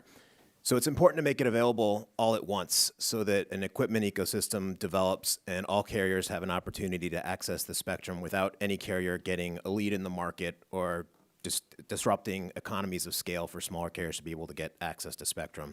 And it's important to make a lot of it available. I really think we need to look at how we can use fiber resources to transition the end users. You know, our plan has the buy-in from the cable companies that provide the service to their customers, to even last month, the NBA signed a contract to put fiber to all of their arenas so that all of their content can go out in 1080p and they can have another 30 cameras in each arena. We see a lot of benefit to that, and in the process, we can build fiber instead of buying filters. We can free up additional spectrum while advancing our 5G interest. Okay. I keep hearing this back and forth debate about C-band, and I'm wondering how these plans will accelerate the deployment of desperately needed broadband to rural America. So how will your C-band plan that was recently filed with the FCC benefit rural America? There are many benefits to rural America from the plan that we recently filed with Charter and with ACA Connects. So it not only frees up additional spectrum for 5G use, it incents building out the fiber that can be used not only to transition that programming, but also to serve as backhaul for that 5G services, while also freeing up additional revenue to be either go to the Treasury or to be used as directed by Congress. We've heard a lot of talk about using auctions to support important policies like expanding rural broadband access, and we support those. Okay. Mr. Donovan, continuing with you and also Ms. Triggs, what role can the 2.5 gigahertz band play in expanding broadband to rural America? You know, a lot of the 2.5 that will be made available will be in these rural areas, so we do see it as one of the all-the-above options to help expand access in rural areas. Okay. The same. 51% of EBS spectrum is available in the U.S., and most of that's west of the Mississippi, which overlaps with a lot of tribal lands. So it's something that they could right away turn around and start building. Builds are fast, builds are cheap. We're talking $15,000 and half a day of labor that got things up going for the Havasupai tribe. What's stopping us actually is the current licenses that aren't being used. The original licenses were 35-mile radii, and what ends up happening is any of our partners that are within 30 miles of a major metropolitan center have all of the spectrum allocated, but none of it being used. I will go along with the spectrum analyzer, and I'll see that 2.4 huge spikes. Lots of people from outside of the reservation are beaming in unlicensed spectrum and offering internet for $40 a month. You see the signs everywhere. 2.5, it's a straight line. So if we can find some way to incentivize those people who have the spectrum and get them to share it, that is what I'm looking for, and that would be huge for a lot of, about half of our partners. Okay. All right, thank you. Mr. Chairman, I yield back. Thank you very much. Ms. Matsui, you're recognized. Thank you, Mr. Chairman. As been discussed here today, C-band offers perhaps the best opportunity to repurpose a potential core mid-range spectrum band for next-generation terrestrial broadband networks. This band has propagation characteristics that make it ideal for reliable satellite distribution and particularly valuable for 5G mobile networks. My draft Win 5G Act proposes to ensure the spectrum is reallocated rapidly by building capacity within the C-band, incentivizing a clearing target that maximizes the amount of spectrum made available for terrestrial services, and requiring a demonstration that incumbent users will continue to receive comparable service. More fundamentally, my proposal reflects the three pillars necessary to this reallocation: repurposing the maximum amount of spectrum possible, protecting current users, and ensuring an efficient clearing process. Mr. Donovan, do you agree that developing consensus and compromise around these three pillars will be key to moving forward? Yes, we do. We agree with those three pillars. We appreciate ongoing discussions with C-band Alliance and other stakeholders over how we can do this and support the idea to incent freeing up as much spectrum as possible. Okay. One tenet of the C-band Alliance proposal is to tag the entire 3.7 to 4.2 gigahertz range for mobile wireless use. As Mr. Pish notes in his testimony, C-band satellite operators have equal overlapping non-exclusive rights to transmit across the entire 500 megahertz range. And I certainly appreciate the CBA's proposal to entice all eligible operators to join the alliance. But I remain concerned with the fact that the FCC action taken to allow a portion of the satellite operators to financially benefit from any sale, while another portion with exact same market rights does not benefit, will result in the need for a settlement, potentially tying our spectrum policy and 5G deployment up in that process. My Win 5G Act attempts to address this holdup problem by creating a process to designate satellite operators as a transition facilitator, later directing the FCC to modify the protection rights of the satellite operators in a clear spectrum pursuant to statute. Mr. Donovan and Mr. Pish, how could the Win 5G Act provide the additional clarity necessary to resolve the holdout issue? Mr. Donovan? Thank you. So it would certainly address some of the litigation risk that we share, and we've heard other issues raised this afternoon that address some of the litigation risk. It also does provide those incentives that for a greater incentive payment to free up additional parts of the band. Okay, Mr. Pish? Congressman Matsui, we recognize the goals, and as you know, work closely to comment on your legislation. However, we continue to believe that the market-based approach that the FCC proposed will get the spectrum in the market much more quickly and strike the optimal balance between keeping customers whole and getting 5G going. We will have assignments in the first half of 2020. And as expeditious as your deadlines are, Congresswoman Matsui, that would be substantially later. I just want to emphasize one point because it was, something was made of it. The foreign companies here purchased their antecedent American companies, Pan Ansaf and GE Americom. Most, not surprisingly, most of their employees, or many of their employees, are U.S. taxpayers more than any other country, but more importantly, for decades, they have been providing an integral service for the delivery of video and radio to nearly 120 million households. So Thank you, Mr. Pish. I have some other questions here. Sure. Last month, Congressman Guthrie and I, along with Senators Wicker and Schatz, introduced the Spectrum Now Act. Now, specifically, the framework in the Spectrum Now Act could provide a pathway for NTIA and DoD to make an additional 100 megahertz of spectrum available in the 3.4 gigahertz band. This language is also included in Title II of my Win 5G Act. Mr. Donovan and Mr. Bergman, what potential does a 3.4 gigahertz band in our effort to allocate additional mid-band spectrum for wireless use? And do you support these provisions? I've got 35 seconds left. Quickly. Yes, we support, and this falls under the all the above options for mid-band spectrum. We need to look seriously at all of them. Okay, Ms. Bergman? Congresswoman, I'd say yes, we support. We really appreciate your focus on this band. These three bands are all contiguous. We need as much as possible, as fast as possible, and we really appreciate your focus on making sure that we drive efficiency out of government use of spectrum. Okay, thank you, Mr. Chairman. I yield back. Thank you. Mr. Wahlberg, you're up. Thank you, Mr. Chairman. And before I begin my questions, I'd like to make an observation that we have an excellent and diverse set of panelists here, and thanks for putting that together, representing a wide swath of wireless users. But I also believe that as we move forward, we should seek participation from the energy sector as well, and their growing wireless needs, and representing the energy sector in my district, the largest energy district in the state. I think that's extremely important. Mr. Bergman, yes or no, in dealing with the time here, as NTIA and the FCC look to identify more spectrum and gain efficiencies through spectrum management, do you think federal incumbents are doing enough to invest in their systems to become more efficient with the spectrum we've given them?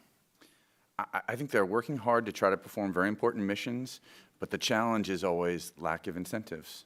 And so we really appreciate this committee's focus on creating more incentives for efficiency out of those government users. So is that yes and no? I think there are real win-win opportunities to make federal spectrum available for commercial use. Okay. Given the growing trend of executive branch agencies other than the NTIA playing a more outsized role in spectrum policy over parochial issues, Mr. Bergman, how do you suggest we promote a more unified, organized, and efficient spectrum policy? Well, thank you, Congressman, for the question. I certainly think oversight hearings like this are tremendously important. There's also the development of a national spectrum strategy that the administration is working on. We think that there are real opportunities for both this committee and the administration to work together to put forward a schedule and create a consistent pipeline of spectrum so that we can make sure that we're getting each of those elements that we talked about earlier, low, mid, and high band spectrum. So these are real opportunities to set a path forward to bring that spectrum to market for the industry. Yeah, thank you. Mr. Donovan, Mr. Pish, rural America, and I represent rural America in my district significantly, not only should it not get left behind, but the rural America also benefits from 5G and next generation technologies. They need to experience that and know that they're getting it. We know spectrum policy plays a big role here, but carriers need access to spectrum first. And so, Mr. Donovan and then Mr. Pish, what would be the regulatory burden to participate in the respective proposals on C-band for rural carriers in terms of complexity, cost, process, et cetera? Mr. Donovan. Thank you for the question. One of our recent trade shows, the CTO for a rural company was asked the question of what does rural America want from 5G? And the answer is simple, the same thing as everyone else, and they don't want to have to wait for it. So it's really important that the carriers that are building in rural areas are able to get access to the spectrum that's going to be used to support that 5G future. There is an opportunity cost to participating in any auction. So it's important to make sure that we are freeing up enough spectrum to give these carriers confidence to go out, obtain the financing, do their necessary legwork ahead of time, and participate in the process with a meaningful opportunity that if they do those things, they have a chance to win spectrum. So that's something that we've had through FCC auctions in the past. If there's enough spectrum brought to market for a future FCC auction, that will be the case in the future. We do not yet have assurances on how CCA members would participate in another process, but we'll continue those discussions. Thank you. Mr. Pish? Thank you for the question. We believe our approach is very relevant and very helpful to rural America. First off, our spectrum in the first 3 years will be available nationwide. Assignments will be known early next year. Spectrum will be available nationwide. We came up with a band plan that includes 9 times 20 megahertz licenses. There will be many opportunities for rural entities, rural businesses to compete. We're committed to it. The FCC will determine whether or not there are benchmarks, milestones, build-out requirements, and so on.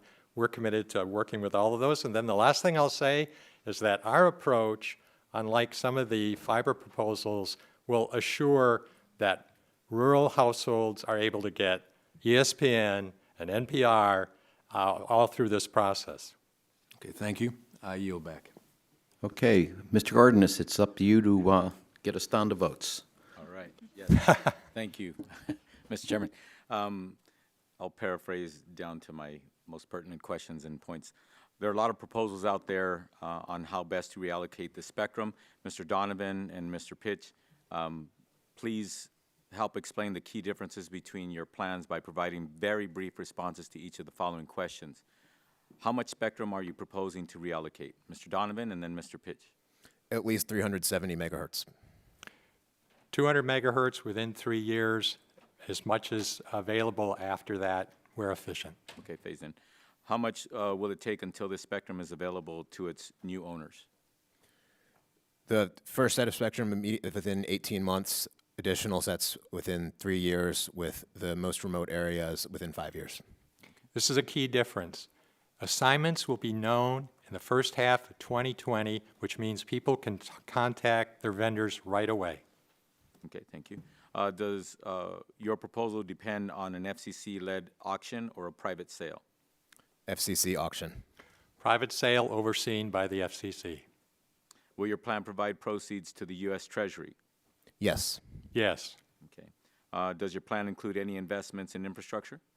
Yes, our plan will also support deploying additional fiber resources in rural America. We're going to do what the FCC tells us to do on that, and Congress obviously can determine where those proceeds go. Okay, thank you for the confidence. The intersection of energy and telecommunications sectors is only growing, and their importance to each other for recovery from natural disasters and other hazards is critical to our national security. It's important to have emergency communication networks open and functioning properly. And it's important for our infrastructure, as, for example, the electric sector uses for grid reliability.